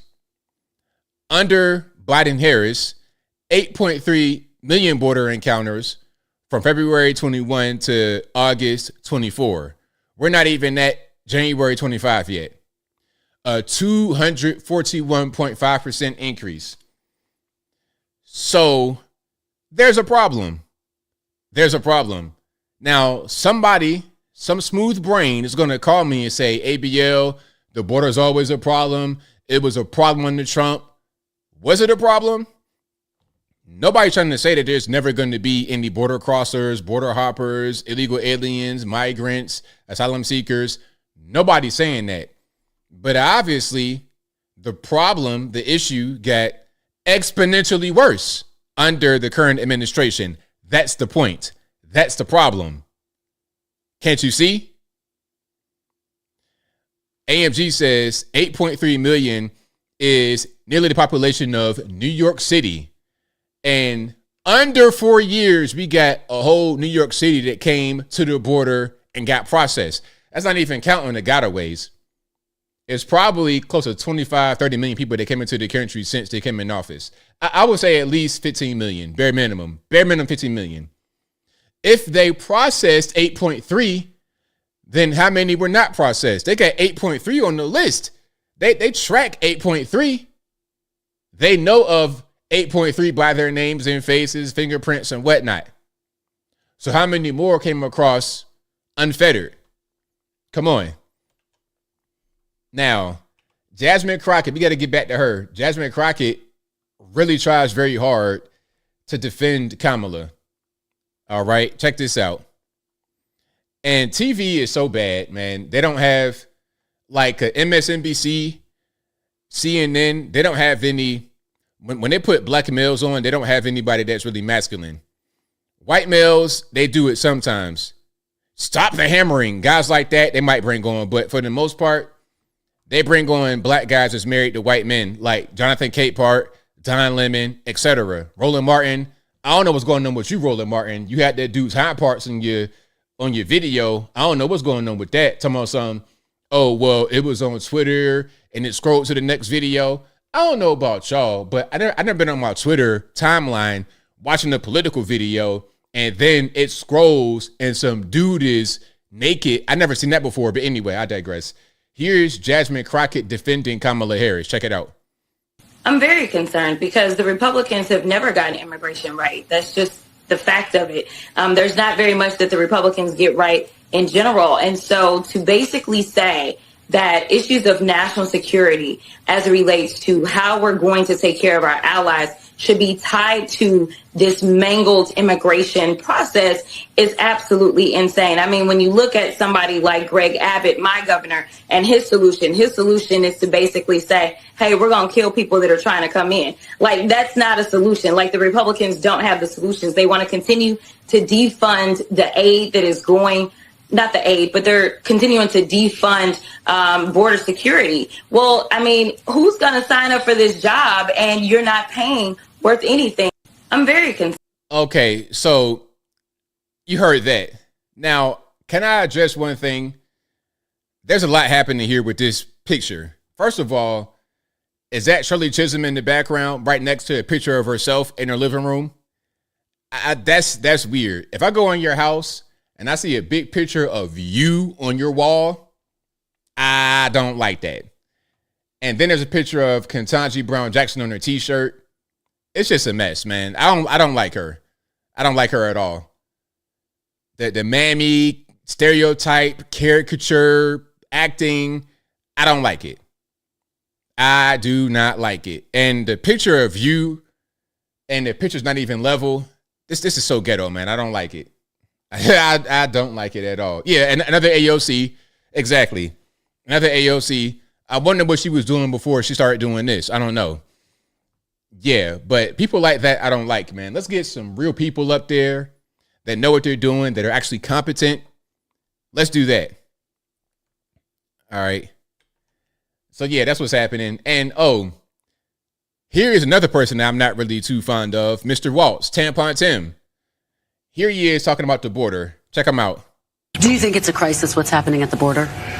Well, I think it could be fixed. I think crisis is, we certainly have these. I don't want people living outside Minnesota right now. I think there's the humanity piece of this, and then there's the right that every sovereign nation has a right to control its borders, as we should. More could be done, but they're doing nothing. Congress is doing nothing. The president is asking for more aid for Border Patrol, not getting it. But do you think the border's secure? I think the border, with the folks who do the work down there, are doing a great job. Could we do better? Absolutely. They go that politician. You're asked a direct question and you're trying to figure out how to answer it. You're being asked a direct yes or no question. Is the border secure? And they got to just think a little bit. Think a little bit, come up with an answer as a politician would. Okay, Tampon Tim. All right, there you have it. Tampon Tim, the football coach, putting tampons in the boys' bathroom. How that makes sense? How you going to be a football coach, but you're going to have tampons in the locker room when they put in their pads and whatnot on? They're putting their pads and their cleats and the helmet on, and then they got a box of tampons in there too. How does that really mix? But anyway, here's Kamala at the border, and wait for the picture. Hold on, wait for it. Now look at this. You see this outfit? Man, these political people are so funny. If you don't take this, Crocodile Dundee get up somewhere. But anyway, check this out. And as president, I will work with Congress to create, at long last, a pathway to citizenship for hardworking immigrants who have been here for years. For years. RP to the headphone user. Sorry for the loud noise. And my left ear is definitely not enjoying this, but let's keep on going. And deserve to have a system that works. And as president, all right, we got more, unfortunately. Arizona, it is time for us to turn the page on the ugly battles that have characterized our politics. And it is time to move forward together to achieve real solutions that make our country stronger. Okay, now, she loves that earring, doesn't she? She loves that earring.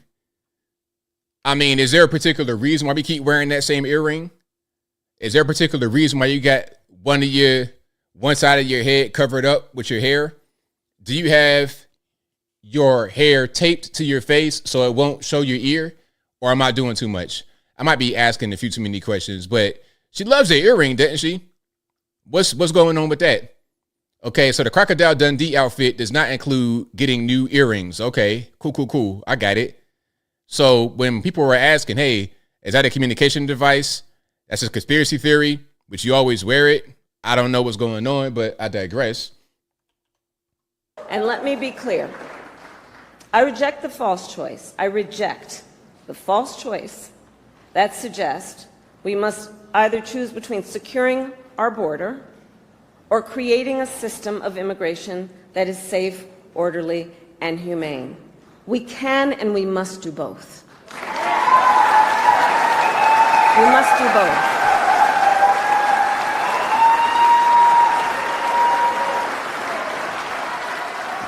And we need clear legal pathways for people seeking to come into our country. So that was the plan from the beginning, the pathway to citizenship. They always say that. So what better way to set up this whole pathway to citizenship than to allow 30 million illegal aliens to come in 4 years, to give them driver's licenses, identification, trying to get them to vote. That's the plan. She's telling you the plan right here. Although she may not even know the plan. She's just reading. The thing about Kamala, she's an idiot. So whatever they tell her to do, she'll do it. She don't really know what's going on. She has no real kickback because she's dumb like that. A lot of these people in politics are not very smart people. And they are, unfortunately, in charge of our everyday lives. It wouldn't be, if you were just, outside, flipping burgers or something, it wouldn't be a big deal. Who cares? You don't have to be some kind of rocket scientist to flip burgers. But if you're going to be the leader of our nation, I need you to be a little bit intelligent, a teeny bit, a skosh. Give me a sprinkle of intelligence if you want to be a leader. And she didn't have a sprinkle to sprinkle. You understand? Shout out Shira 7. But anyway, let's keep on going. As your president, I will protect our nation's sovereignty, secure our border, and work to fix our broken system of immigration. As your president, I will protect our nation's sovereignty, secure our border, and work to fix our broken system of immigration. I mean, my thing is, all these promises, it's so crazy to hear promises from somebody who's already in office right now. Like, you're literally the vice president now. Why hasn't your man done this in 3.5 years? 3.5 years you've been there. That's a long time. That's a long time. That's like you've been there for a whole high school career and you've accomplished nothing. If I go to high school, 9th grade, 10th grade, 11th grade, 12th grade, and I accomplish nothing, I don't do anything, I'm just kind of sitting in class, not doing no work, I failed. You, Miss Harris, are 60 years old, the vice president, you got all kind of help around you, and you've done nothing, you failed. If you fail as a vice president, why would I vote you in to become the president? Tell me how that makes sense. Oh, because she black, right? Hold on. Can I play something right quick? Just right quick. Rapper Slim Thug. Y'all might have already seen this. I want to play this right quick. Hold on. If you like what you're hearing so far, please give the video a thumbs up. Like the video, share the video, do all that good stuff. That'll help me out tremendously. Now, I don't really care about Slim Thug, really. I don't really care about him as an individual. But I got to play this because this is, unfortunately, the thought process of too many in the community. It's a thought process of too many who are voting. These people vote. Watch this. And again, RIP to the headphone users. Why is you black not represent for the black woman? I'm going to start from the top because a lot of y'all might not be able to understand what he's saying. I'll translate, of course. Y'all know I speak Blackanese. How is you black not represent for the black woman? Like, I can understand white people vote for Trump or any other race. You know what I'm saying? I can understand other races vote for Trump because they... But he's saying, hey, how are you black and you're not with the black woman? I can understand whites voting for Trump or other races, but blacks, I don't get it. On some real, I'm going to vote for Kamala strictly because she black. I'm voting for Kamala strictly because she's black. That's what he said. This is a full-grown man, older than me. Older than me. I don't even know her motherfucking policies. I'm not... Sorry for the cussing, I'm sorry. But this guy's IQ is barely above room temperature. Gonna not vote for the black lady though. I don't know what type of people y'all is. I'm voting for the black woman, kid. It shouldn't even be nothing to think about. Oh man, she's gonna take her gun. She not black. Stop the cap, man. Kamala is black, kid. Kamala's not black. Kamala is not black. It is what it is, man. At best, her dad is black and white biracial at best. He's most likely not, but at best, I'll give you that. 50%, right? Black. Her mom is straight from the Indian subcontinent, red dye Indian, curry Indian. Okay. That's her. How do you get 100% Indian and at best 50% black and make a black woman? Make that make sense. And in reality, her father has never identified as a black man. He always identified as Indian and Irish himself. He's Irish and Indian. Her mom is Indian. So how is she black? Shout out to our sister Candace Owens for exposing this. You guys check out our recent video. I ain't gonna play it here. I might play a little bit of it because it's a long video. Y'all got to check it out on her channel. She exposed all of that. She a ski-wee chick. Stop the cap, man. A ski-wee chick. What does that mean? She's part of the AKA and their little hand sign, ski-wee. That's what they do. It's silly. Like I said in my video, I thought when I was a kid in college, the guys I was in frats were cornballs, prancing around and dancing. I'm like, man, I'm trying to get this money. I ain't trying to be out here doing line dance with y'all. I ain't trying to get branded on my arm. If you crossed, if you were in the frat, shout out to you. Nothing against you. I know a lot of frat guys. My granddad was in the frat. My uncle, like I told you before, he has the brands on his arm. The 2 brands, the Omega symbol on his arm, branded. So I got family in frat. But for me, as a kid, I thought they were cornballs. You already know she ski-wee. Y'all sound like some conspiracy theory. She locked boys up. Trump just said on TV he's gonna give police free range on you dumbass niggas. Free range on you. Free range. Okay, so I ain't gonna keep playing more of that. We got a lot of cussing and we got little kids watching, so I apologize for the cussing. But this kind of mentality is rampant. It's all over the place.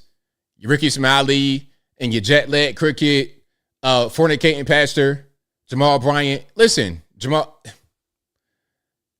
Bryant, I got to vent my frustration about Jamal Bryant. Jamal Bryant is a mega church pastor in Atlanta, Georgia, who took over for the molester pastor, Eddie Long. After he died and went to hell, Jamal Bryant comes in. Okay? And he's still a mega church pastor. They're talking about voting for Kamala and it's the right thing to do, all this, that, and the third. How can you be a man of God and support baby deleters? I don't understand how that makes any sense. I don't get it.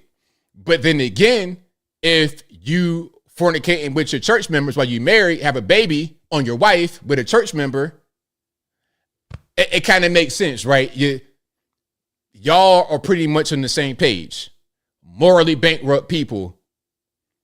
It makes sense. Rickey Smiley, when you, for 25 years, dress as your grandmother for a living, it's not really a big deal for you to vote for Kamala, right? Anyway, I'm getting triggered, but I digress. Shout out to you, Vince. You already knew I was going to go with that one. I'm getting triggered. But yeah, people like that who just vote strictly on race, you're a moron. Okay? Now, let's watch a little bit more of this. It's a little bit of reaction to the border speech. That was Kamala Harris's big Border Patrol speech, and it was probably one of the more ridiculous speeches we've ever heard from any politician. Now, before District Waters get started, somebody said free range to roam like cattle. These guys don't know how to read, really. A guy like Slim Thug is good with business because he made a lot of money from rapping and invested it properly. But knowing how to read and knowing what words mean, they don't know. Same thing with Kamala Harris. Kamala Harris read the phrase. What was the phrase she read and read it incorrectly? And it's not just a snafu or her misspeaking. It's the fact that she didn't know what that phrase meant. She hadn't seen it before because she doesn't read. She's not a reader. What was the phrase? It was, I forgot what that was. Y'all know, y'all probably will think about it and let me know in the chat. It was tip of my tongue. I gotta think about it right now. I forgot.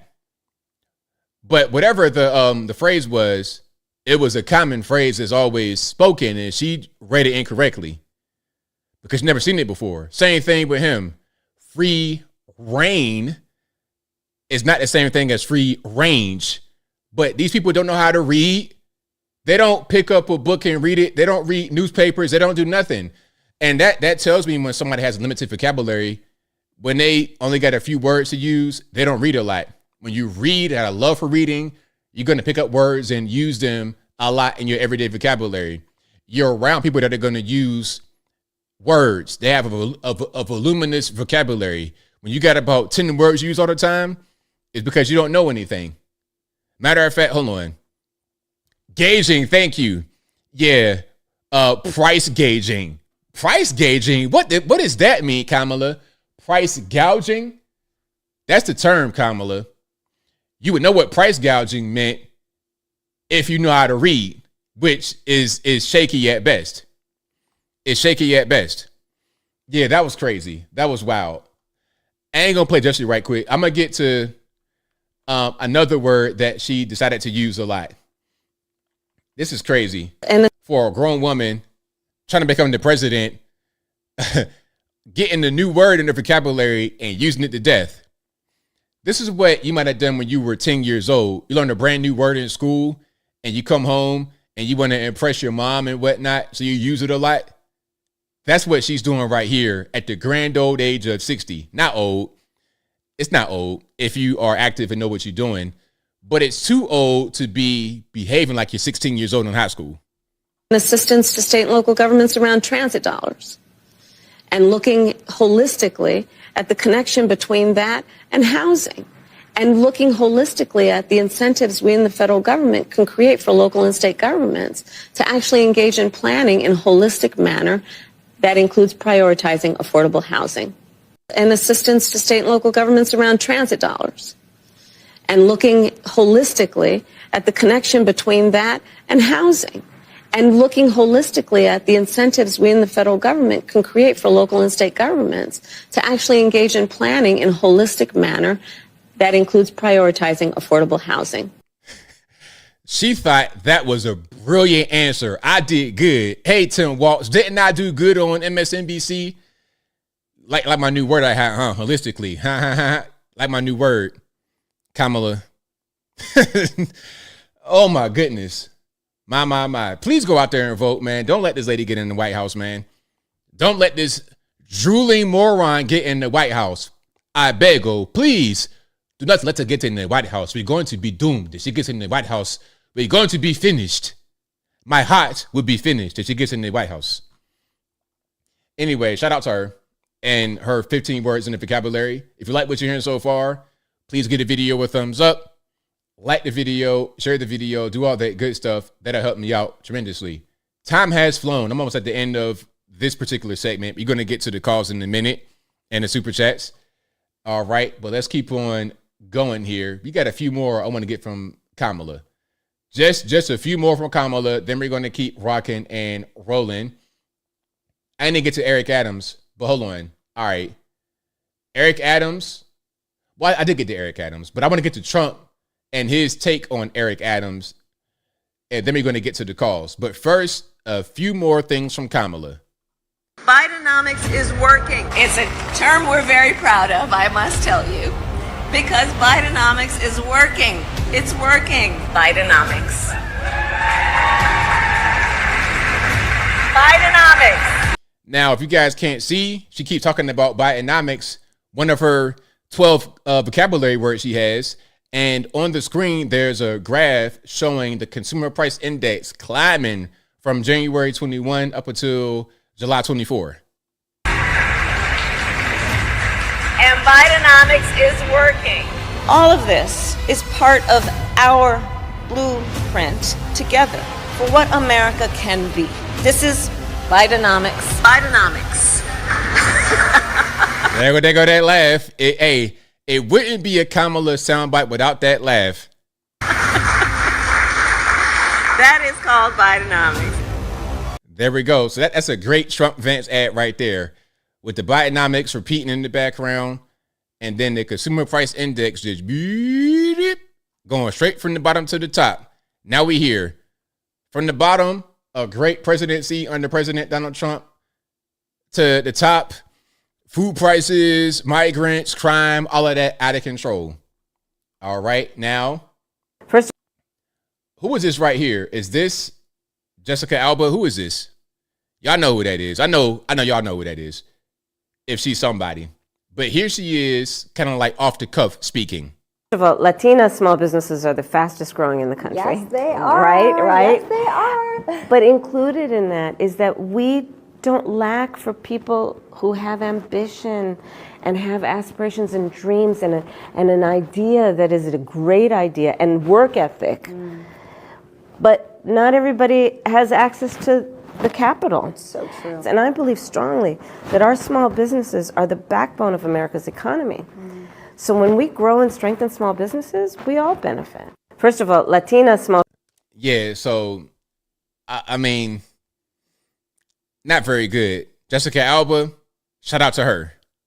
All right. Big fan.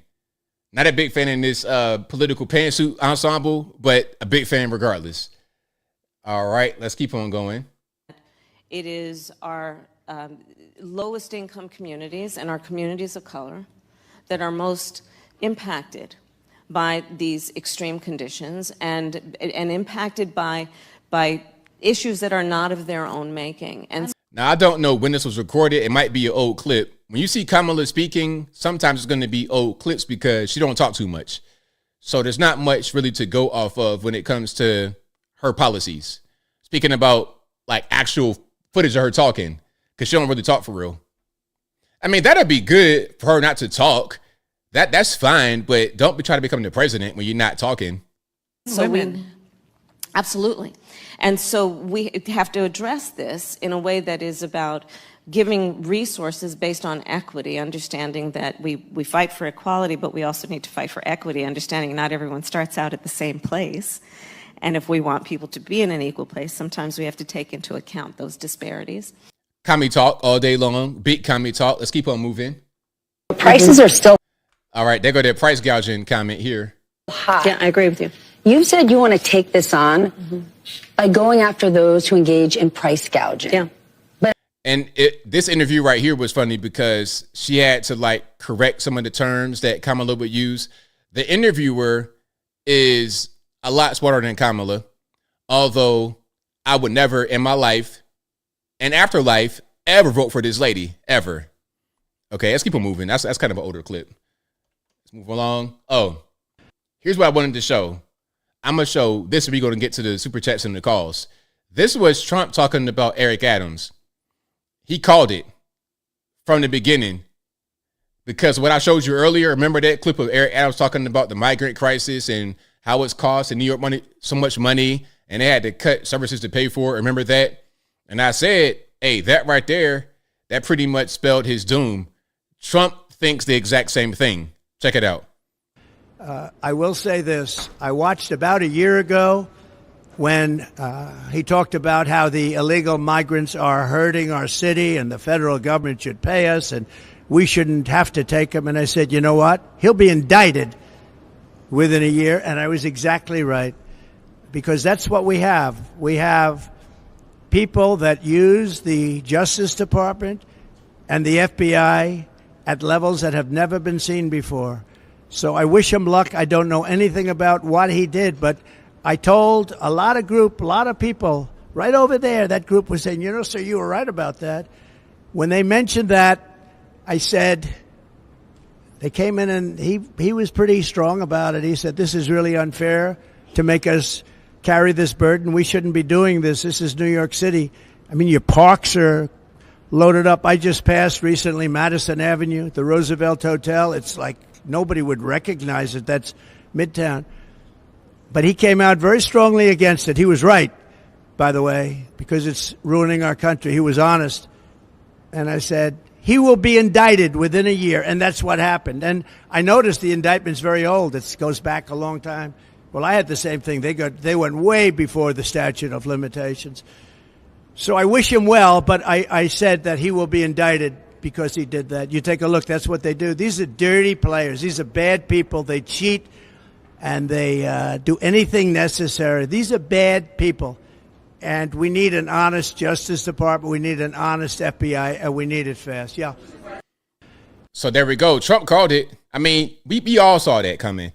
And like, this is why Trump is our guy, because he understands the people. He's not one of these guys that just tries to communicate with humans like he's like alien. He's our guy. Although he's a billionaire, he's like one of us because he understands basic things that we know, and he's honest about it. A regular politician would understand what he's saying, would know what he's saying to be true, and lie about it. Lie to you straight in your face, and the American people are tired. We're tired of being gaslit. We're tired of being lied to. We're just tired. Oh, I got one more clip. I got two more. I gotta show these. Zelensky. So Trump met with Zelensky. Now, what do you think was said during the meeting? Do you think Trump wants to give Zelensky $100 trillion, quadrillion to fight this useless, endless, unwinnable war against Russian Federation? This proxy war we're fighting on behalf of NATO to try and weaken Russian Federation for their oil and resources? Do you think he's going to give the money for that, or what's going on? When Trump becomes the president again, 2024, takes office 2025, do you think he's going to continue this whole gravy train of this dude in his pajamas coming to get $20 billion every 3 months? Check it out.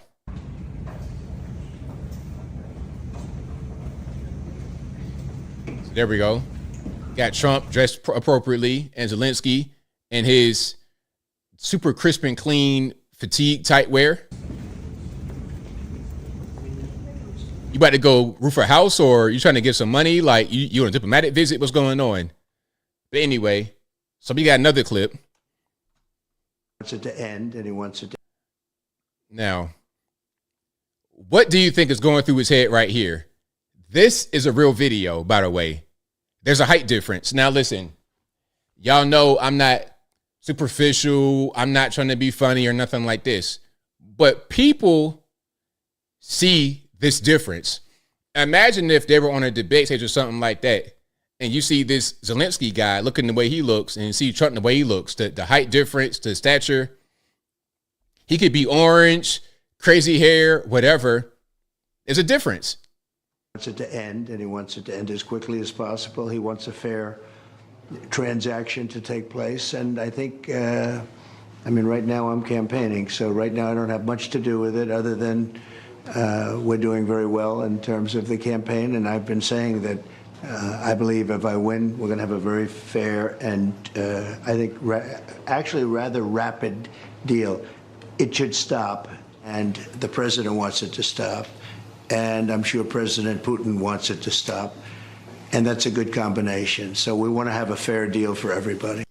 Oh no, my Mercedes and my house in Europe is going to be gone. I don't have any more, no more gravy train, no more yachts, and no more cocaine from my nose. No more. Okay, that's what's happening here. Okay, no more monies. That's what he's thinking right now in his head. That's what's going on right now in that skull of his. What do you envision is fair? Well, it's too early to say that. I mean, I have it to end. So there we go. I don't think Zelensky is very happy. That is not a happy face right there. Okay? And that's okay. That is okay. No more cocaine, no more yachts, no more corruption in Ukraine taking our money. Ain't no more of that going on. The gravy train has come to its final destination, and you got to get off right now. It's no longer in service. The gravy train is no longer in service, sir. All right, so shout out to him and shout out to Trump. But if you like what you're hearing thus far, please give the video a thumbs up. Like the video, share the video, do all that good stuff. That'll help me out tremendously. All right, we got super chats on deck. Then we're going to get to the calls. The number to call, 434-658-1220. The number is right there in the ticker, 434-658-1220. It'll also be in the description box below. But Super Chats, just read these right quick. Apu Bakar All Puff Daddy says, you believe Kamala celebrated Kwanzaa as a kid? No. How are you going to celebrate Kwanzaa in a household with no black people? Make that make sense. There's nobody black in your house when you're celebrating Kwanzaa. And he also asked me, did I celebrate Kwanzaa? No. Did nobody celebrate Kwanzaa? Like, listen, there was always that one Afrocentric kid that would celebrate Kwanzaa. He come to school just like an Ashanti slave trader from Ghana, okay? Once a year. But the majority of us did not celebrate Kwanzaa. We celebrated Juneteenth, of course, because that was my dad's birthday and his uncle, my great uncle's birthday. So we did that as a family, like a kind of like a family gathering. But we never did Kwanzaa. That's not really a real thing. Juneteenth is an actual day in history. Kwanzaa is a thing that was made up by this guy in the 1960s out of nowhere. And it was basically a Hanukkah ripoff with Afrocentric stuff on top. It's everything. The menorah, the days, all of that was just Hanukkah. Remixed to African-American style. Anyway, shout out to Apu again, who says, I really hope Mr. Trump does a rally in Chicago. Thank you to Apu again, who says, I believe Mayor Adams' prosecution very political. Of course. Thank you to Apu again, who says, you see new evidence. Trump requested National Guard on January 6th. Of course he did. And it got denied. But then here's the reason why J6 happened. Okay, make that make sense. Let's keep on going. Thank you to Apu again, who says, deep state traitors and Pelosi sabotage, treason. Also, he says, P. Diddy and Adams being prosecuted for Hunter's crimes. Thank you to Apu again, who says, ABL, your pet peeves when shopping at Costco. I have no pet peeves at Costco. I love Costco. Costco's my store. Hey, you know what? Can I say something right quick? And I don't want to be, I got my white balance together. I don't want to be elitist when I say this, but I like Costco. If for nothing else, there's a lot of reasons why I go to Costco, but if for nothing else, that pay to enter keeps the hooligans out of the store. If I go to Wally World, I might see somebody in the corner tweaking, doing something they shouldn't be doing or whatever. At Costco, never. Costco is great. I run into fans at Costco sometimes. Shout out to you guys I met in Costco. It's always orderly. People are nice. It's good because of that pay to entry, that the barrier to entry. Walmart, it's all right, but there's certain Walmarts I don't go to. And if I got to go there, I'm bringing my gun inside. Oh, you can't have guns at Walmart. I bet you I will have it in here, allegedly. Hey, you know what? If I had the guns, which are all gone at the bottom of the Tennessee River, and the hurricane has stirred it up. So, hey, if you go down a dock somewhere along the river, you might get you a nice little prize. All right? But yeah, if I had my guns, I'm taking it inside of these Walmarts for sure because it gets crazy. Somebody got deleted in there one time, so I'm good. Target is also like that, where it's not so drag of society-ish. It's a little bit more upper crust. If I go on a Target like 9:30 p.m., you got college kids in there, grandmas. It's cool. Walmart, you got the YNs, you got the dope fiends, you got all of that in there. Anyway, I love Costco. Shout out to Costco. Thank you to who else? Kaya's Proximus, who says, ABL, do you think the Chicago gangs will reunite? No, not at all. These gangs, the thing about these Chicago gangs, the black gangs, they're not really organized within themselves. So if they're not organized among the individual sets, how are they going to get with other sets and unify? A lot of your gang violence is intra-gang violence. Like Nipsey Hussle, the rapper, he was deleted by a guy he grew up with basically from his own set. That's a lot of times what happens. So if the gangs can't get along within their own gang, how are they going to branch out and get along with other gangs. Take baby steps. All right, shout out to you, Shelly. Worked there 12 years. A great store. I love it. I love it every time I go in there. Everybody's always nice. I always find good things. I done bought so much from Costco. I done bought pots and pans, dishware, a ladder. I saw a light fixture in there. I'm about to get a sink, a new faucet for my kitchen sink from Costco. It's the best. But anyway, Twisted Clown says, fresh cats. Thank you to Caius Posthumous, who says, do you think the mob made this country more safe? I don't know. That's actually a pretty good question. I don't know. I want to say no, but I don't really know the answer to that question without looking into it. Thank you to, exactly, Raymond, usually over a girl. Yeah, some guy in the gang then talk to baby mama or he and you get deleted over that. That's usually what happens. Ron Henderson says, immigrant get help. We get help out the door. Exactly. Ron Henderson also says, the COVID Americans' biggest mistake of Trump presidency. Right on. Thank you to Mr. 707 Videos, who says, I'll hire a Haitian right now. Hey, go for it. Sakat Fet La. Thank you to Big Rocks Little Rocks, who says, if World War III happens, will the illegals get sent or face deportation, or will Americans go expire off and be replaced by illegals? If World War III happens, it ain't really going to be, it's not going to be any deportation. It's just going to be focused on survival at that point. And if it truly kicks off, them nukes might start flying. At that point, it's all bets are off. And you just got to pray it don't happen. Thank you to Buttface McPherson, who says, PolitiFact says, Biden ripping a fart was altered. That's crazy, man. The things they fact check, right? Thank you to EMH, who says, trans stuff started after gay marriage. It sure did. I said it here before. It was a slippery slope. When they allowed gay marriage, it was only going to be a matter of time before the trans and the trans age and all that kind of stuff. It went from gay marriage to you got full grown adult males in girls' locker rooms. I never thought I would see the day where that happened.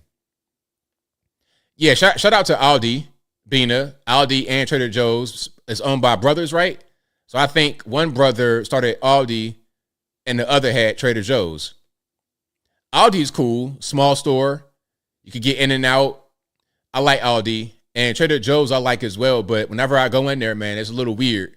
The kind of clientele they got, it's not quite Costco. Costco, you got, families and DIY guys, and it's a little bit different. Trader Joe's, you got guys in there dressed like Hillary Clinton. I don't know what's going on sometimes Trader Joe's. You go to the counter, you go to the front, you got a they, them checking you out. And you could tell like he's still trying to get his hormone stuff together. The chest ain't really chesting right. It's kind of underdeveloped. I'm like, man, this is crazy. I'm trying to get my my gourmet items, my gourmet TV dinner, and get up out of here immediately. 707 Video says, I was a Republican until Trump talked about my Haitian people. I'm now voting Democrat and I own a business. Now, what did Trump say about Haitians? Let me know. Like, what did he say about Haitians specifically? When did he say Haitians do this and Haitians do that? Let me know. And if he said anything, was it true or false? Thank you to James98, who says, I live in a New Haven area. How do you think I feel? I know it's rough, man. Hang in there. Xerxes King Sword says, where's our corrupt gang versus these invading gangs? These gangs ain't gonna do nothing. These gangs can barely control their own neighborhood, let alone.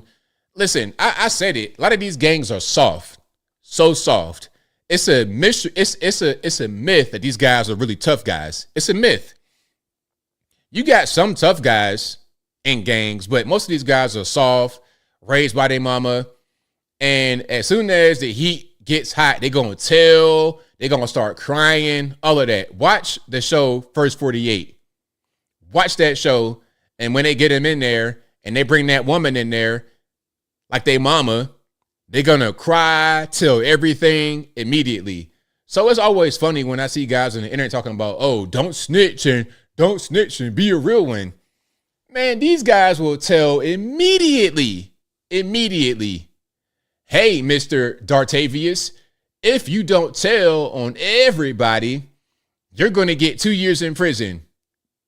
If you do tell, you're going to get 1 year in prison. All right, I'm going to sing like a bird. I'm going to sing like Diana Ross. I'm going to sing like Whitney Houston on cocaine right now. Where do I sign? They all tell. They all soft. They're not tough. So when the real tough guys come in, Trinidad Agua, Mara Salvatrucha, Latin Kings, the white gangs, the ABs, the black gangs fold immediately, instantly. The black gangs in Chicago are only a threat to other gang members.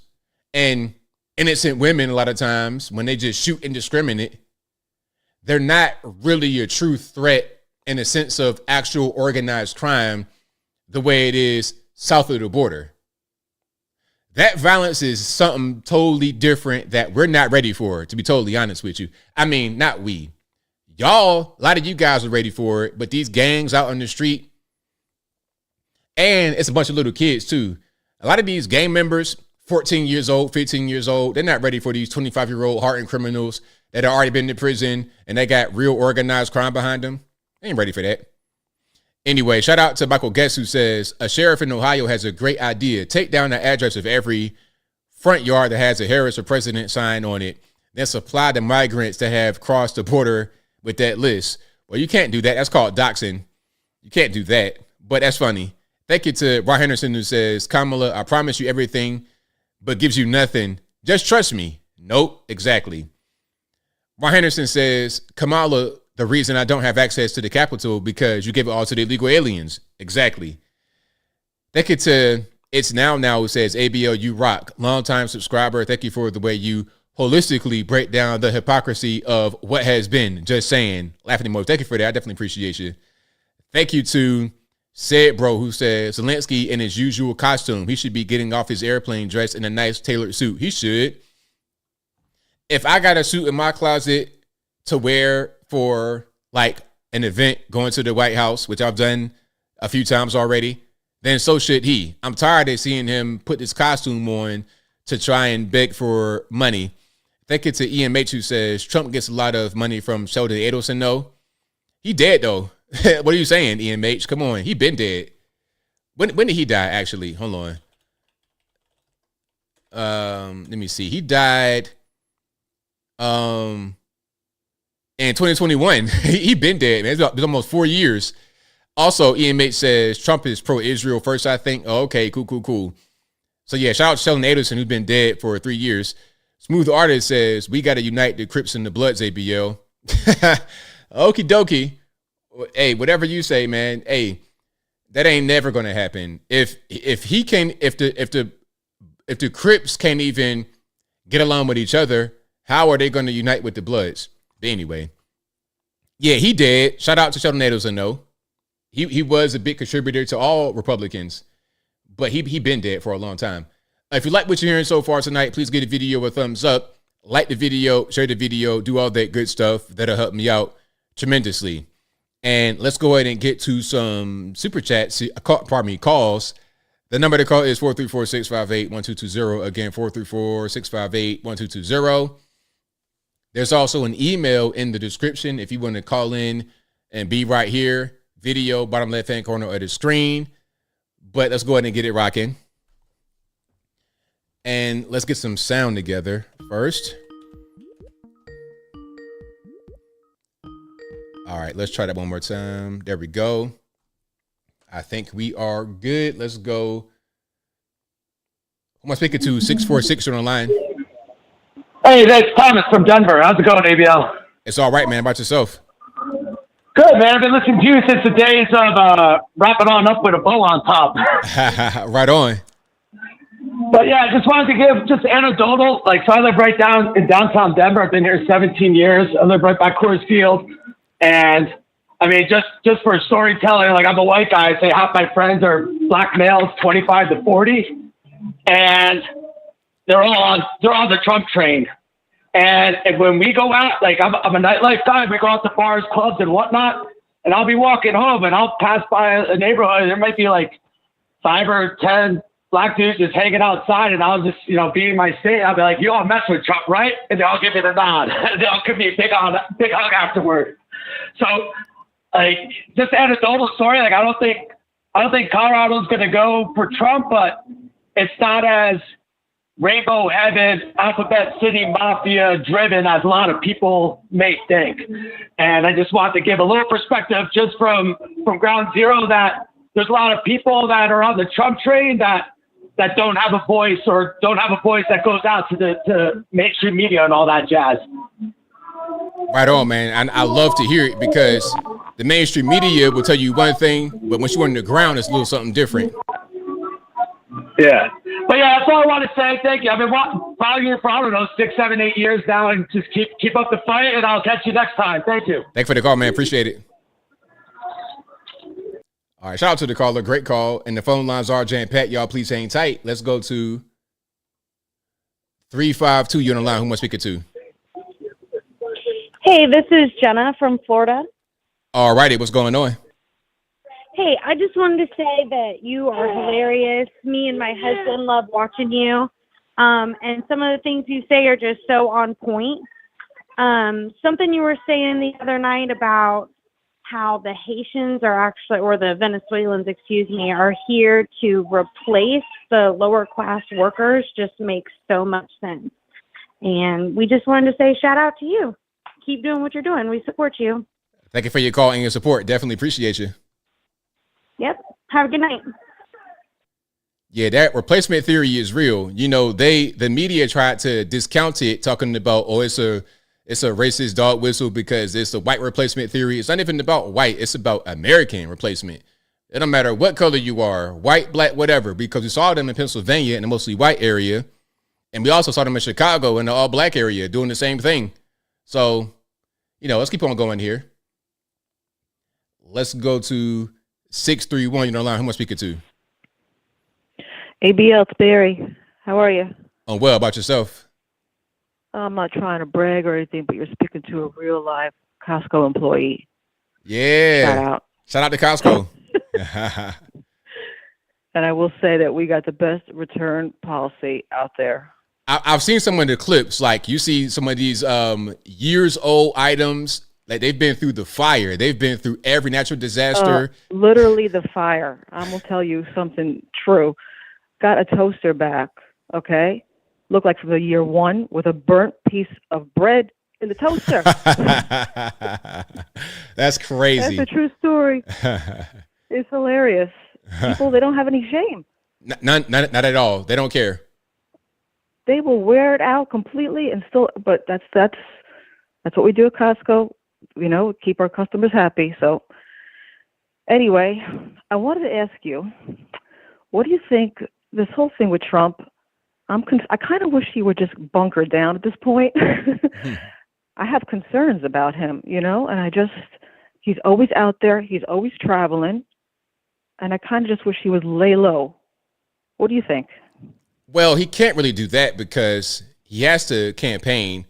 And if he kind of lays low, then it's like, well, they won. The other side won, because that's the whole purpose, is to keep him away. And he can't hide forever. Even if he just kind of lay low during the campaign, he has to be the president when he wins. So he still got to be out and moving. So there's always going to be risk. There's always going to be an issue. But in my opinion, God's on this side, because he could have easily be taken away from us in Pennsylvania. That if he doesn't move his head, it's a little bit is over. I know. So I don't think that there are threats, there are risks, but I think he'd be okay. I know God's really protecting him. And I say these polls are full of it. I mean, I don't know how they're showing these polls that, it's so neck and neck. That's just a flat out lie. Absolutely. There's no way. And they always lie like that. They always tell you whatever they want you to know, whatever they want you to hear, but they're not really being truthful. Because all honestly, they wouldn't be going after him so hard, trying to take his life, if they thought, we're going to win anyway. he's not a big threat. Exactly. And by the way, who's the stylist for Kamala? Because she needs to get fired. Yeah, like I'm about to say the same thing. Whoever the stylist is, I don't know who it is, but it need to get fired. That woman. A blind She got some man. like Mr. Furley like leisure suits with a pair of skips. Yeah, it's trying to represent himself as a president, potential president. it's not very good at all. It's too much. Anyway, love hearing you. Enjoying your show, ABL. Thank you for the call. Definitely appreciate you. You have a great night. You too. I'll be listening. All right. Shout out to the caller. Great call. And the phone lines are jam-packed. Y'all please hang tight. I'll try to get to you as soon as possible. Let's go to 818. You're on the line. Who am I speaking to? Hey, ABL. So I just also wanted to touch base a little bit on, migrants coming in, taking American jobs and stuff like that. And it's not just low-wage jobs that get taken away. It's also tech jobs and everything else, because one of the issues is that one of the things that drive me crazy is that they call Americans too lazy. Americans are not lazy. It's either we don't want to work for poverty wages, and just like in capitalism, if there's a high demand, they want higher wages. Now, I've worked in everything from asphalt and construction, working in restaurants and back kitchens, and I've done all that menial work. But the thing is, just like a lot of the other work, it gets really saturated. When I was a kid, when my mother needed extra work, because I grew up pretty poor, when my mother needed more money, she would go and clean an apartment or clean a house. Good luck doing that anymore. There's unfortunately a lot of illegal immigrants that do that. When these days now I work in tech, and the thing is, the government or companies go to the government and they sit there and say, well, we can't find the talent. We can't find the people. They're basically calling American people stupid. I actually lost my job last year in the tech industry because they outsourced my job. It wasn't because I couldn't do the job. As a matter of fact, I unknowingly trained my replacement because I was constantly told that, yeah, we're going to hire more in America. We just need you to go ahead and help these guys get more on board after they bought a company overseas. Little did I know they actually fired the entire U.S. team, and then the Portuguese team took over because they were the third of the cost. It's rampant from the low wage all the way to the high wage. It's just they're just looking to either replace the American worker or to get rid of them altogether. Google is another example where with tech workers, it's not that the talent's not there. It's not that American workers are lazy. It's the fact that either the government or the companies are telling everybody that either we're too lazy or we're too stupid, and it's just not true. And so I mean, I think it's a rampant problem on both ends. The only thing is, because the illegal immigrants, the low-wage jobs are getting put under a microscope. But yeah, that's all I really wanted to say. Thank you for everything. I love your show, ABL, and I hope you have a good night. Thank you for the call, man. Definitely appreciate it. Yeah, and to add on about tech workers, a lot of these Indians, it's like a running joke, the Indian call center, all this kind of stuff. A lot of the Indians will do the tech work, and the excuse is that Americans don't want to do it, we're lazy. The reality is, if you pay an Indian person in India, I ain't talking about a Sundar Pichai or somebody like that. I'm talking about like an Indian in India, Hyderabad, places like this. Obviously, you could pay them a fraction of the cost. That's the bottom line. The bottom line. When companies are able to outsource and get it done for cheaper, they do it. Which is why Trump was talking about the tariffs, because that's going to incentivize American jobs. If it costs more to get it from China, then why not just make it here and pay less money? That's the whole thing. It's all at the end of the day about money for the corporations. And if they make more money and the government helps them, we, the people, suffer in many ways. All right, let's keep on rocking and rolling. Let's go to, and y'all, the phone lines are jumping. So please give me a little bit of time. All right, let's go. Will it answer? Okay. 9-4 line. You're now I'm a speaker to. Good evening, ABL. Good evening, everybody in the chat. Marta from Marietta. I got on score. Right on. I wanted to bring up something that I wish that Trump would talk about. I see a lot of on Facebook, a lot of kids going missing, and I always put a reply on there that people forget about the human, trafficking that we have. Because here in my town, we have a anti-human trafficking task force, and my neighbor, her and her daughter were in her car one day, and she told me that she was going like 100 miles an hour to get away from a car in a van. This is like about a year ago. She moved out of the house next to me, but yeah, so every time I see somebody saying, "Oh, this little kid, he went missing, 12 from, Irvine Spectrum and, Orange, California," I'm thinking, okay, Desperate Housewives, do you really want to know where your kids are disappearing to? They don't want to hear the truth. They don't have anything to say. They don't even acknowledge what I'm trying to tell them, that, hey, you want to know where your kids are? Your kids are across the border because of all these criminal, illegal aliens that are connected to these human trafficking rings. But nobody wants to say it. They don't even acknowledge it. So I wish that Trump would come in and say, hey, because that would probably maybe even get more votes. You know what I'm saying?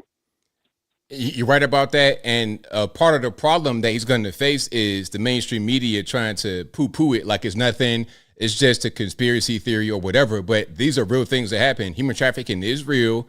It does happen. You got a lot of children in slavery and adults in slavery right now coming across the border. But they want to act like it's a rumor and a MAGA conspiracy theory. But no. These are real things that happen all the time. You see it in the news locally, but they try to hide it on the national level. So you're correct about that, but it will be a fight from the media to try and keep it on the wraps. Yeah, I would think that I would really want him to talk about it and, get some parents up there, and speak, because they do have the angel moms, of course, the moms that the children have been, of course, their loved ones have been, murdered by, illegal criminals. But I won't take up any more time. I just wanted to bring up that topic because it's not being discussed enough. So anyways, did you score any of your carrot cupcakes from Trader Joe's? I haven't gotten it yet, but I'm going. I'm going immediately. The weather's cleared up, so I'm going. You won't regret it. Thanks for taking my call. Love you. Love your show. Have a wonderful night. Thank you for the call. I appreciate it. All right, shout out to the caller. Great call. But yeah, I got to get my carrot cake. That's my thing. Yeah, I've been to this restaurant called J. Alexander's, and they had the carrot cake at this big serving if you get a dessert, which I normally don't get dessert, but I was just like, okay, let's try it. They got this carrot cake that come out on a plate, and it's like enough for 2 people, really enough for 4 people in my opinion, because it's like the pieces are like that big, and it's like 4 of them on a dinner plate almost, and it's warm. You eat it with a spoon. Big back heaven. If you want your back to go from this to this in one night, eat that. You ain't gonna regret it because it's gonna be so good. 215, you're online. Who am I speaking to? Hello, ABL. How's it going? It's all good, man. What's going on? Yeah, basically, can you hear me? I hear you well. Oh, yeah, so I like I agree, 100% agree with you, what you said about the Chicago gangs. Yeah, like most of these gangs out here, most of them are soft because it's not even the fact that they kill each other, but it's just, and like you said, they're quick to tell. But I was following like most of the drill rappers, like Lil Durk and all them. And honestly, I don't think, and it's like, in my personal opinion, but I could be right. I don't think they were as active as they were, because one thing I've noticed about the actual real killers and like the real people who were actually committing the crimes and getting active, not only that most of them didn't brag much about it, but majority of them are dead or in jail by now. That's one thing I've noticed about people who get really active like that, like shoot people, rob people, and like really live that life. Most of them don't live long. They're either dead or in jail. Oh yeah, that's the thing. Like a lot of these guys, a lot of these young people, like I said, a lot of them are young. They 14, 15. By the time they get to be 16, they dead. If they're lucky, they get shot and go to prison and come home and they're able to do something else. But a lot of times, by the time they get, if they go to 30 years old and make it, God bless you, because that life you're going to end up dead probably as a teenager. Yeah, that's one thing I've noticed, and it's like when I see how most of them really grew up, like they actually grew up. Some of them actually grew up in a decent household. Not all of them. Some of them grew up in a dysfunctional household. I'm talking about some of the Chicago gang members. But a lot of them grew up in a decent household. They're talking about mom and dad in the house. Some of them just had a single mother. Most of them had a single mother in the house, but she was putting a roof over their head, but I guess she wasn't watching them, and the kids wound up, falling behind other kids. I was like, most of them weren't really like homeless or nothing crazy like that, like what I've been through, because I've been through like homelessness and all kinds of stuff. And joining the gang, I just was like, I can't afford to go to jail, but I feel like a lot of these people, they can go into jail and all that stuff. I feel like they still have a support system. Yeah, like you know what I mean? Yeah, a lot of these, like in America, like a lot of these gangs, like in Chicago, you just got like a lot of bad kids that are kind of dumb and don't know any better, so they just get involved.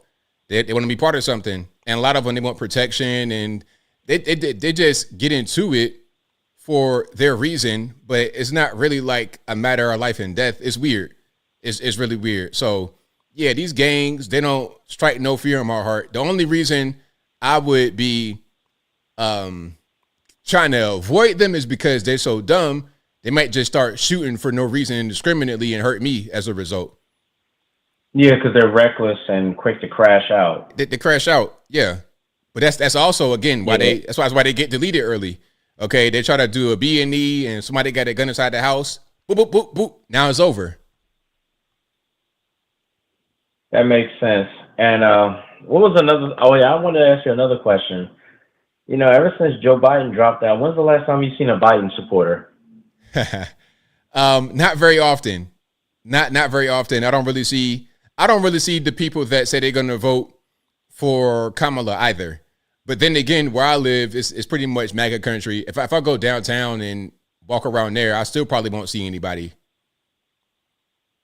Yeah, because it's funny because everybody that's like voting for Kamala Harris, they don't even talk about Joe Biden anymore. It's like he's completely irrelevant at this point. Yeah. Like the mainstream media don't even talk about him like that, as much as I understand it's election season, but they don't even talk about him like that anymore. Like he's just damn near irrelevant at this point. He pretty much is retired without retiring. Yeah. All right, got it. And I'm gonna just say this last thing, but yeah, back to the Chicago gangs. It's like that's why most of the people that was rapping about it, I always had that stuff. I was like, I feel like most of their life is kind of over exaggerated. I don't think that they're the ones that were actively going out and shooting people. I think they were probably affiliated with people that were shooting people, or probably they know who were shooting people and all that stuff. But they themselves, I 100% don't think all of them were doing it. I just think it's just all for publicity, really. Yeah, pretty much. All right. Well, thank you for taking my call, ABL. Thanks for the call, man. Definitely appreciate you. All right. You have a good night. Same to you now. All right. Great call. Shout out to my man for the call. But yeah, a lot of these Chicago gang members, they like I said, they're not ready for the third world violence that's going to come from TDA. They're not ready for that. They're not ready at all. And some of these gangs, you're going to have the shooters that come out and do what they do, but that's not the majority of them. The majority of them are going to be crash out artists.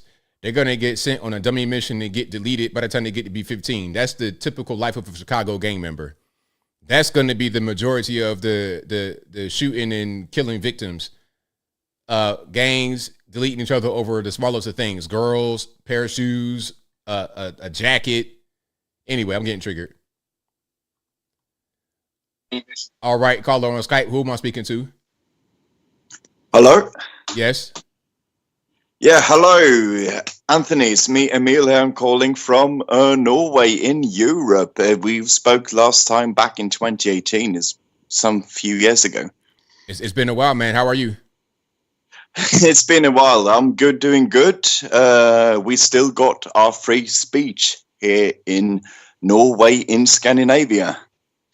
Well, that's good to hear, because that's kind of a thing that's going away all over the world. Oh, it's going away. If you're going to go to Europe, stay away from certainly the UK, Germany, France, and Sweden. That's where it is really bad when it comes to crime and free speech. It's those two things. So that's really good. We're very bad in Europe right now. So give me an example for the audience of how free speech is in jeopardy in a place like Germany. Like, what did they do? So, for example, they have this thing called hate speech laws, misinformation laws. It can be, for example, what you say. So it can be, for example, if you're going to criticize, what can it be? Trans people, for example. Or if you misgender somebody, you can get charged and you can be thrown into prison. Wow. And you can get something like 2 years in prison.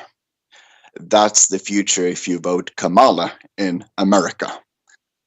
Yeah, that's totally crazy. That is completely against what free speech means, because in the USA, free speech, the government cannot lock you up for your opinion and things like this. It's just not really a thing. But now we're getting into a space where they say, oh, well, we could just violate freedom of speech because somebody's part of a protected class. They're LGBT or they're black or they're whatever. I don't like that. Oh, yeah. Yeah, free speech is free speech, period. Exactly. Yes, that is true. So, ABL, so what I was ringing in for today was because there is a topic you had on today was regarding the migrant crisis. Right. So the problem is now with that regarding the migrant crisis, and this is something that we need to talk about. I know some of you listeners today might be a bit, what I would say, uncomfortable about talking about this, but it's the elephant in the room, and it's regarding Israel. Okay. So, yeah. The thing is this: if Israel now escalates this further, they might, if they're going to go now in towards what I would say it's all about what's happening now in Lebanon, creating chaos there. There's going to be another migrant crisis happening now in the Middle East. Where are they all going to go? They're going to come especially to Europe, but there's going to be a lot of them coming to America too. Trump needs to address this. I believe what would be better if that he would actually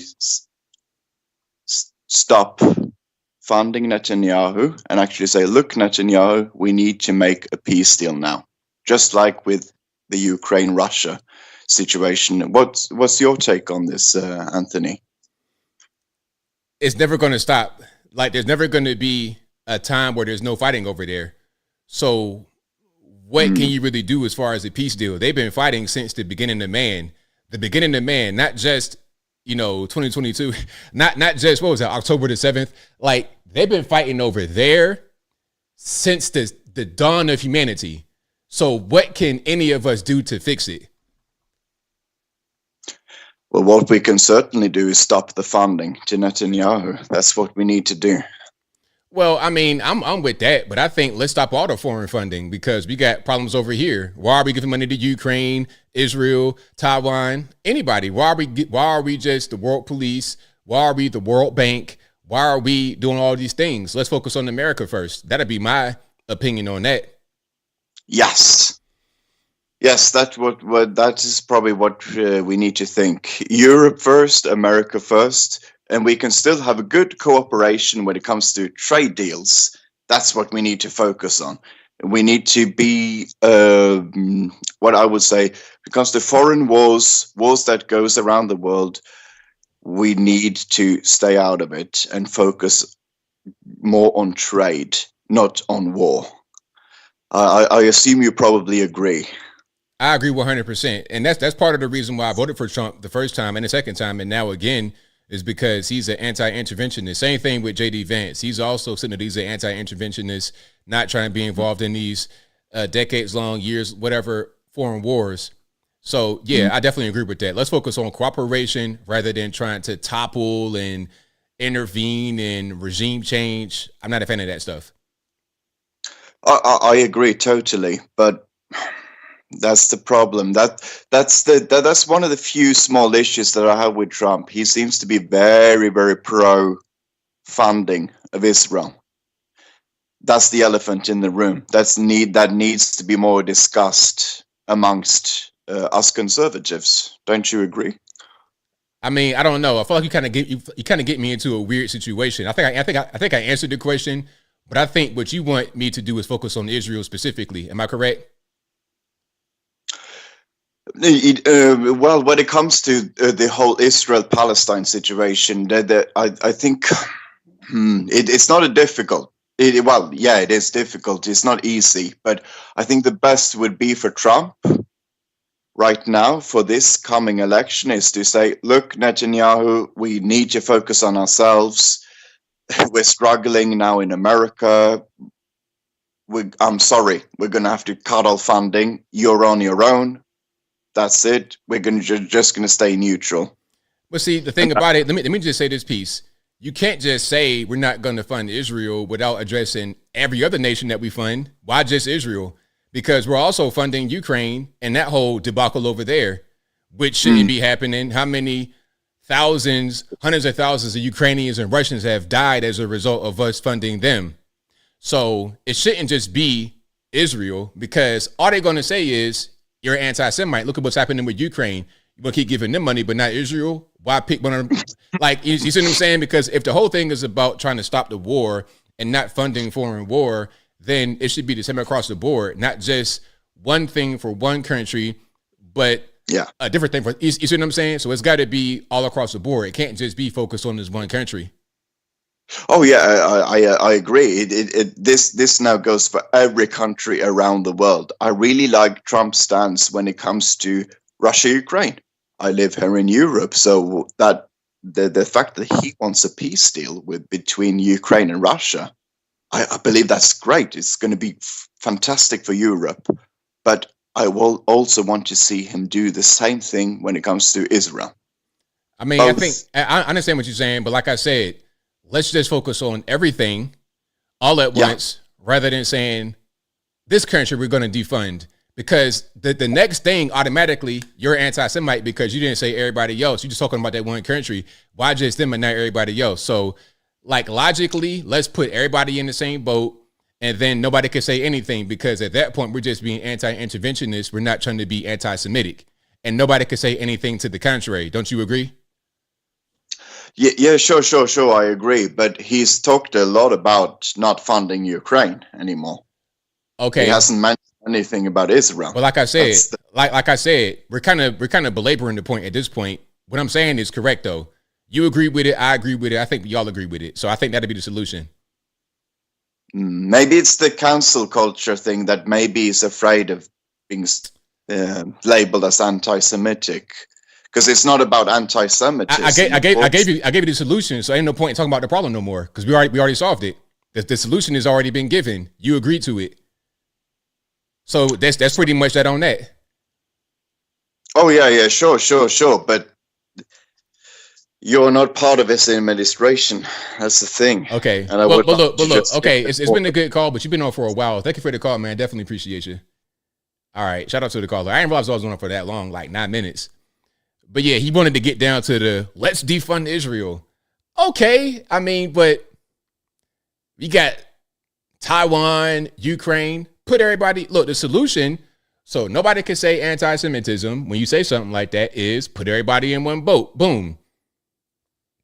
That's why I say migrants, because that's a catch-all term. You got illegal aliens, asylum seekers, border hoppers, expired visas, everybody under one umbrella. Get them all out. So can nobody say they're not illegal, ABL? They have legal standing in this country. Okay, cool. But they still got to go because they're migrants. They're under the same umbrella.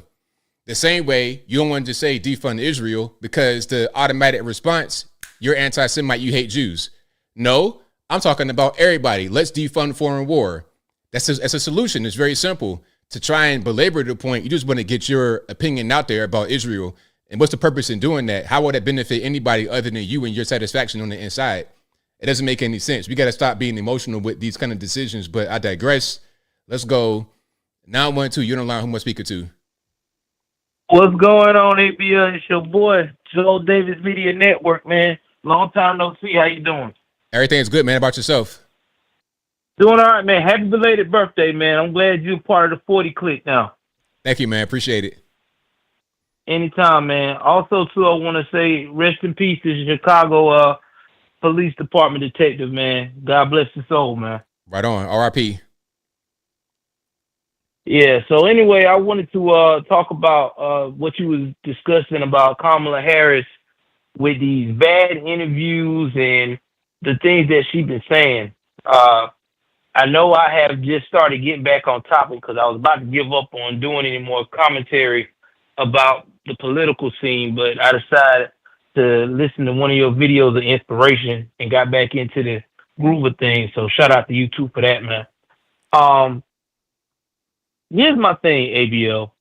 The reason why that I feel like that Kamala Harris is not reaching the male population in the United States of America, because we as males, especially the black conservative male population, we already done peaked fakeness as it is from the get-go, because the woman never came out and been her true self. First of all, you start out as you was an Indian.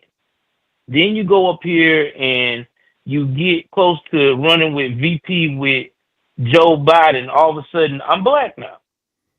Second, when you are in a crowd of people, you change your voice to try to match everyone in the room like you're from their area. That's fakeness to us. Please be sincere. Be yourself. You know, if you got to do that to get my attention for me to even listen to you, then that lets me know that I can't even rely on you to do the right thing when you do finally have the keys to being a part of the U.S. Being a leader of the free world. Am I correct? Yeah, that's right. It points to her character. If you already got a character flaw already in this process, then you're going to have more of the same when she become the president, which ain't going to happen. Of course. And here's another thing that I have a problem with is the same black, supposed to be pro-black male celebrity, like the Rickey Smileys and the Slim Thugs. Oh, well, I don't vote with her because she's black. I ain't nothing else about no policy. What are you talking about? Policy is the first thing that we need in this country. That's why this country messed up now, because everyone's voting on a popularity contest. That's like you got two mechanics in front of your face and your beautiful muscle car, whether it's the Dodge Challenger that's a demon, is messed up. The engine is messed up. You got two mechanics. You got one mechanic that has a actual certification to repair that Challenger. And then you got this other mechanic that has a shaky certification, has already been blacklisted almost by the Better Business Bureau, but you want to go with him because he's got nice muscles and a smile, and he says your name in a way that makes you feel all gooey inside. What? I'm going with the person that's got the certification, man. Okay, this is a $90,000 vehicle that I'm about to get repaired. I don't think I want the guy who makes me feel all gooey inside to mess up my $90,000 vehicle so I have to pay more money on top of it.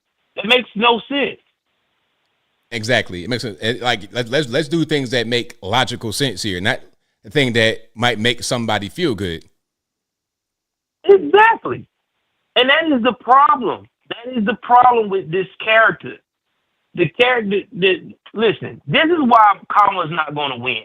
This is why they're trying to get everything in the book that they can to get other people to vote, like all these immigrants. They say, okay, you got over there in Arizona 90,000 undocumented immigrants. You want them to vote. Okay, why are we getting these immigrants to vote? They're undocumented. What can they say about my country? They don't know nothing about my country. Nothing. Hell. Oh, excuse me. Sorry, my bad, ABL. I mean, for Pete's sake, I don't know what they're going to do. You know what I'm saying? You know what I mean? They barely know what they're doing in their own, what they're going to do with the values they got now. So I'm going to allow someone that knows nothing about my values, my government system to vote. No, I'm out. I tell you this, you know, if you go to Italy, that before you can even decide to vote, you got to be a citizen for one, and for two, to be over there in Italy, you got to learn their language by a year before they will even consider to make you a citizen. I mean, that's just being 100 about it, man. This is ridiculous. Right. And so that's how I feel about that part of what you were talking about in the program. Now, when it comes to the mayor of New York, we all see this coming, bro. I mean, this with what was going on with Eric Adams, he knew he had put a bullseye on his back when you went against the establishment. These are people that put him in the position to be a mayor. And then you're going to start calling them out because you don't want to play their game? What you think they were going to do? All your dirty laundry coming out. Mm-hmm.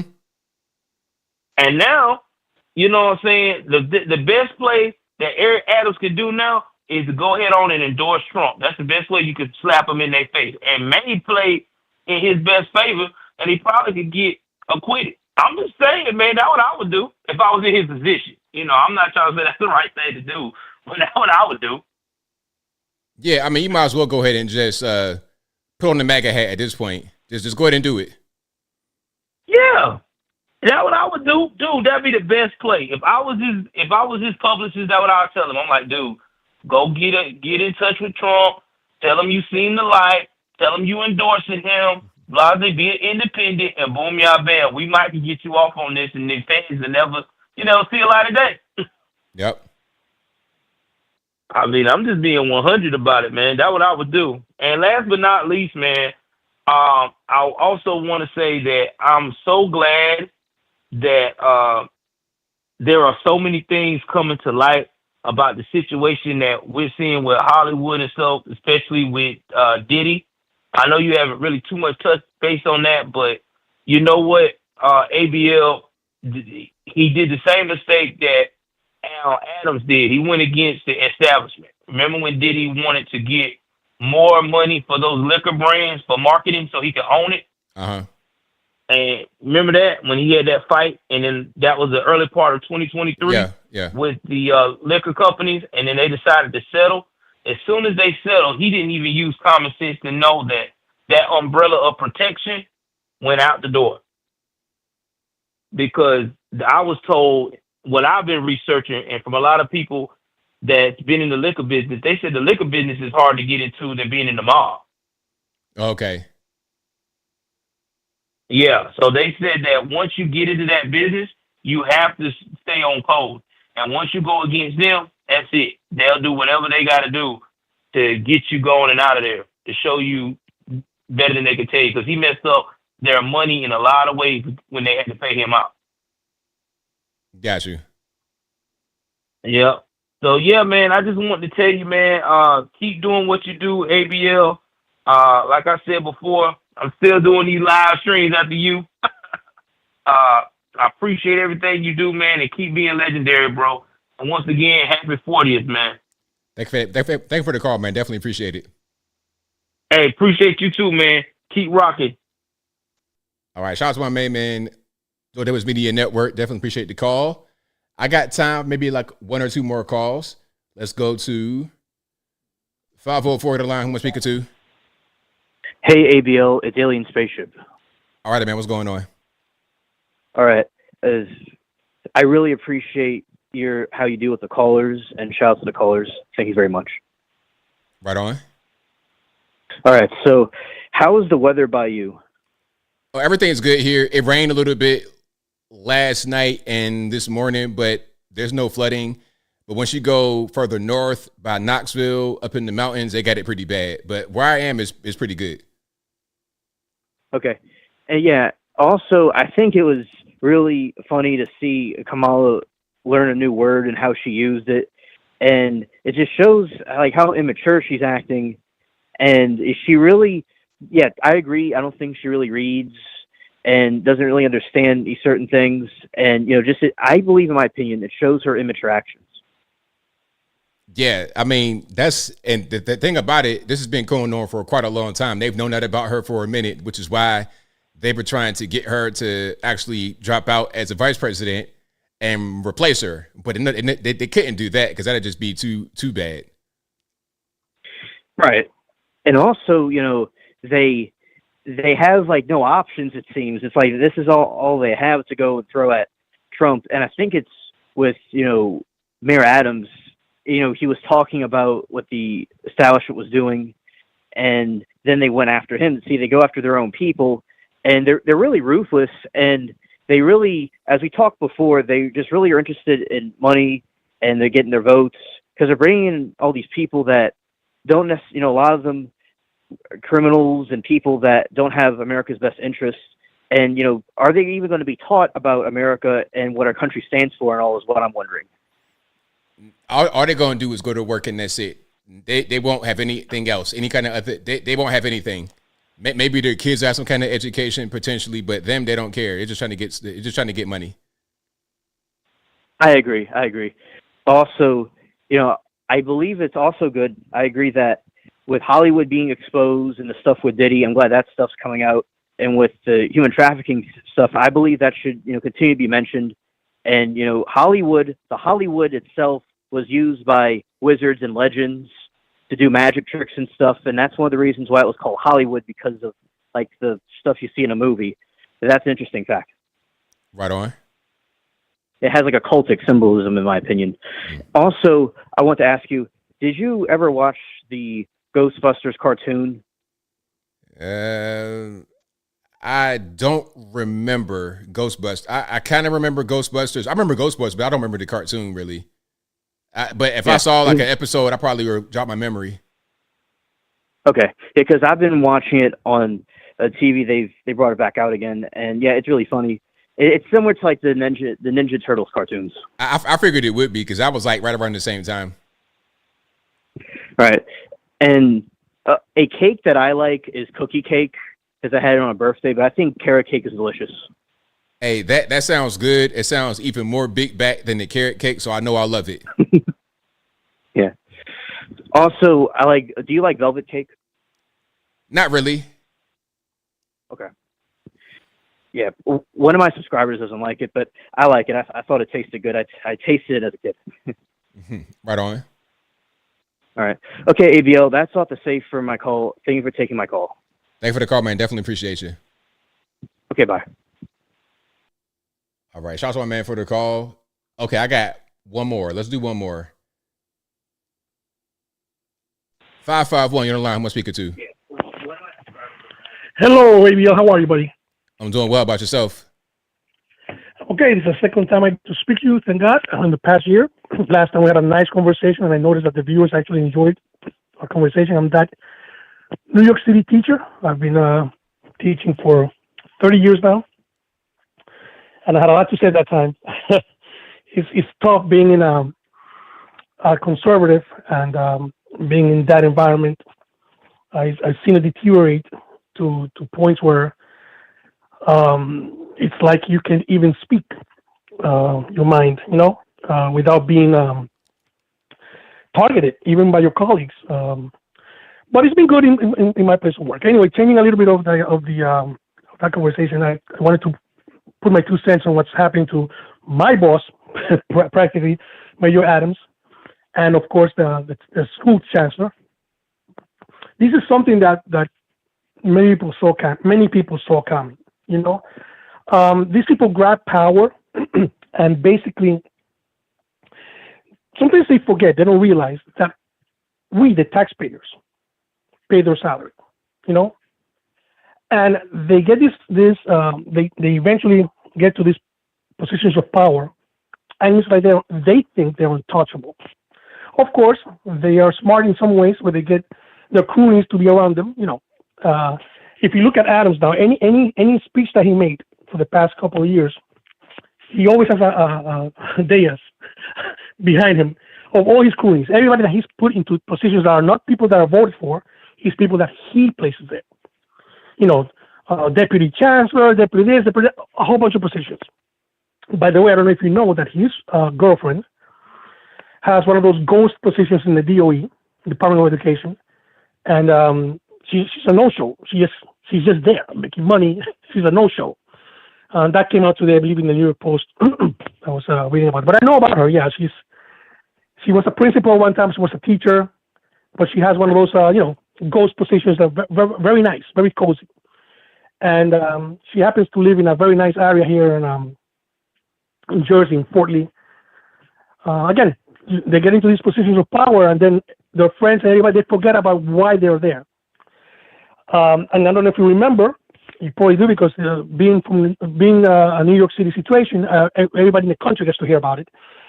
The reason why de Blasio won the second time, and he beat Maletakis, who's now a congresswoman from New York, is because all he had to say in the debate was that she voted for Trump. That's all he had to say. He lost in every single point of the debate, every single point, except when he said, yeah, but she voted for Trump. And idiots that we are in New York City, because we are. That's enough. You know, they voted for him. Again, de Blasio, who destroyed the city, by the way. In comes Adams, and he was going against the gentleman from that founded the Guardian Angels. Sliwa, I think. Yeah, Sliwa. Same thing. Now, Adams is a guy that was trying to be a middle of the road guy. He was not left. He was definitely not right. So he was in the middle. So I guess he appealed to some people. He was an ex-cop. But knowing him, or knowing people that know him, I can tell you right now, that he was never, he always had ambitions for being a politician, which is okay. Listen, there's nothing wrong with that. But definitely, he marketed himself as being in the middle. And because, but he did use the line that Sliwa voted for Trump. He did use that line a couple of times.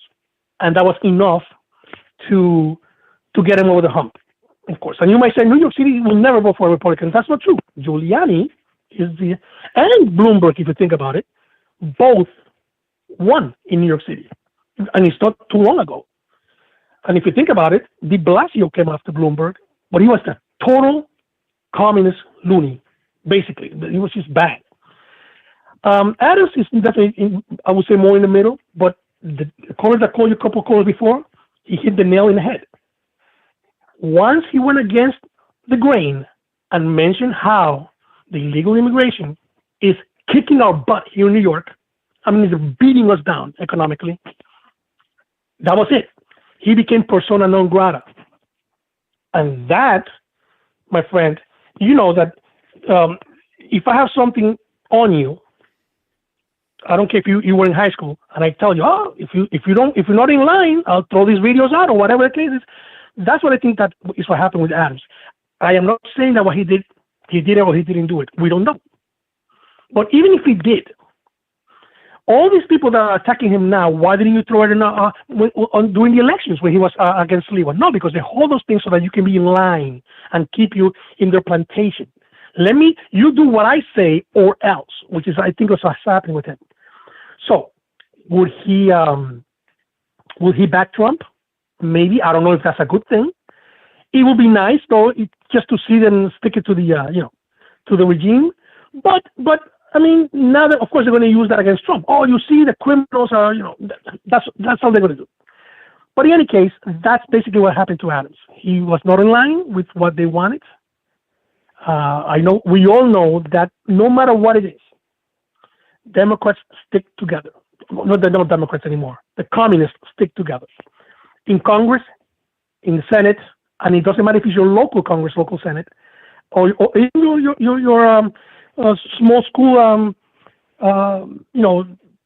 they all stick together.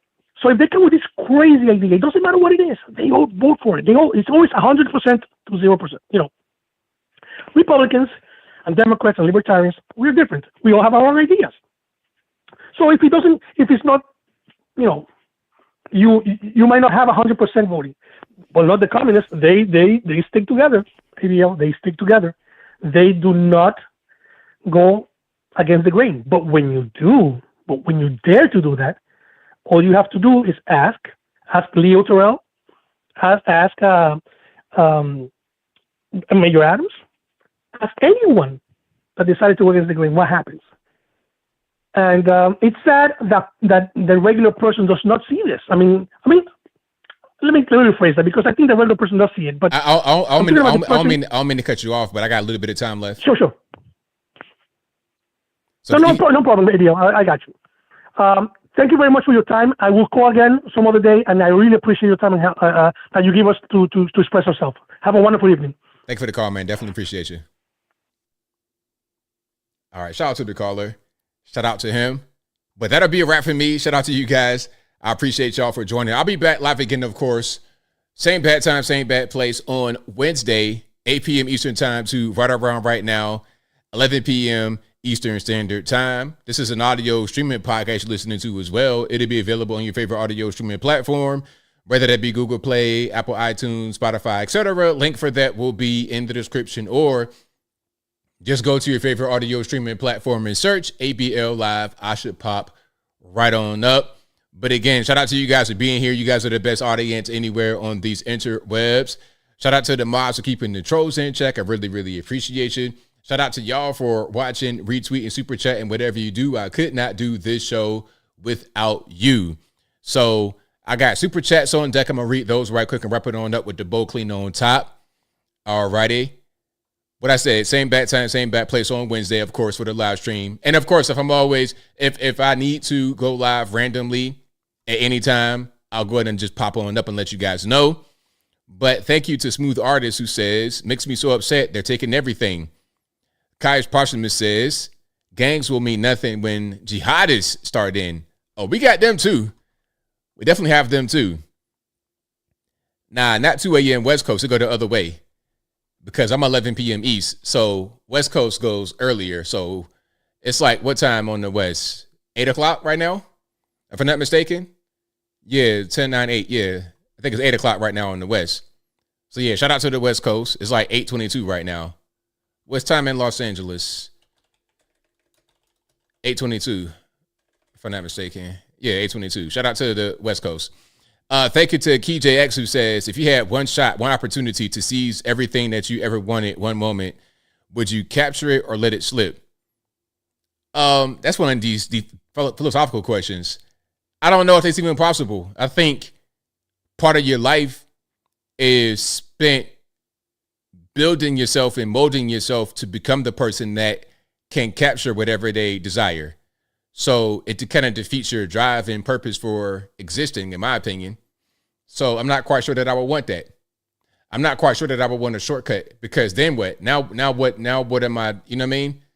So I don't know. That's a good question though. That's one of those philosophical get you to think questions. So shout out to you. What's your name, boss? KeyJX. Shout out to you. But I think that'll be a wrap for me. So until next time, y'all be safe. I'm out, and peace.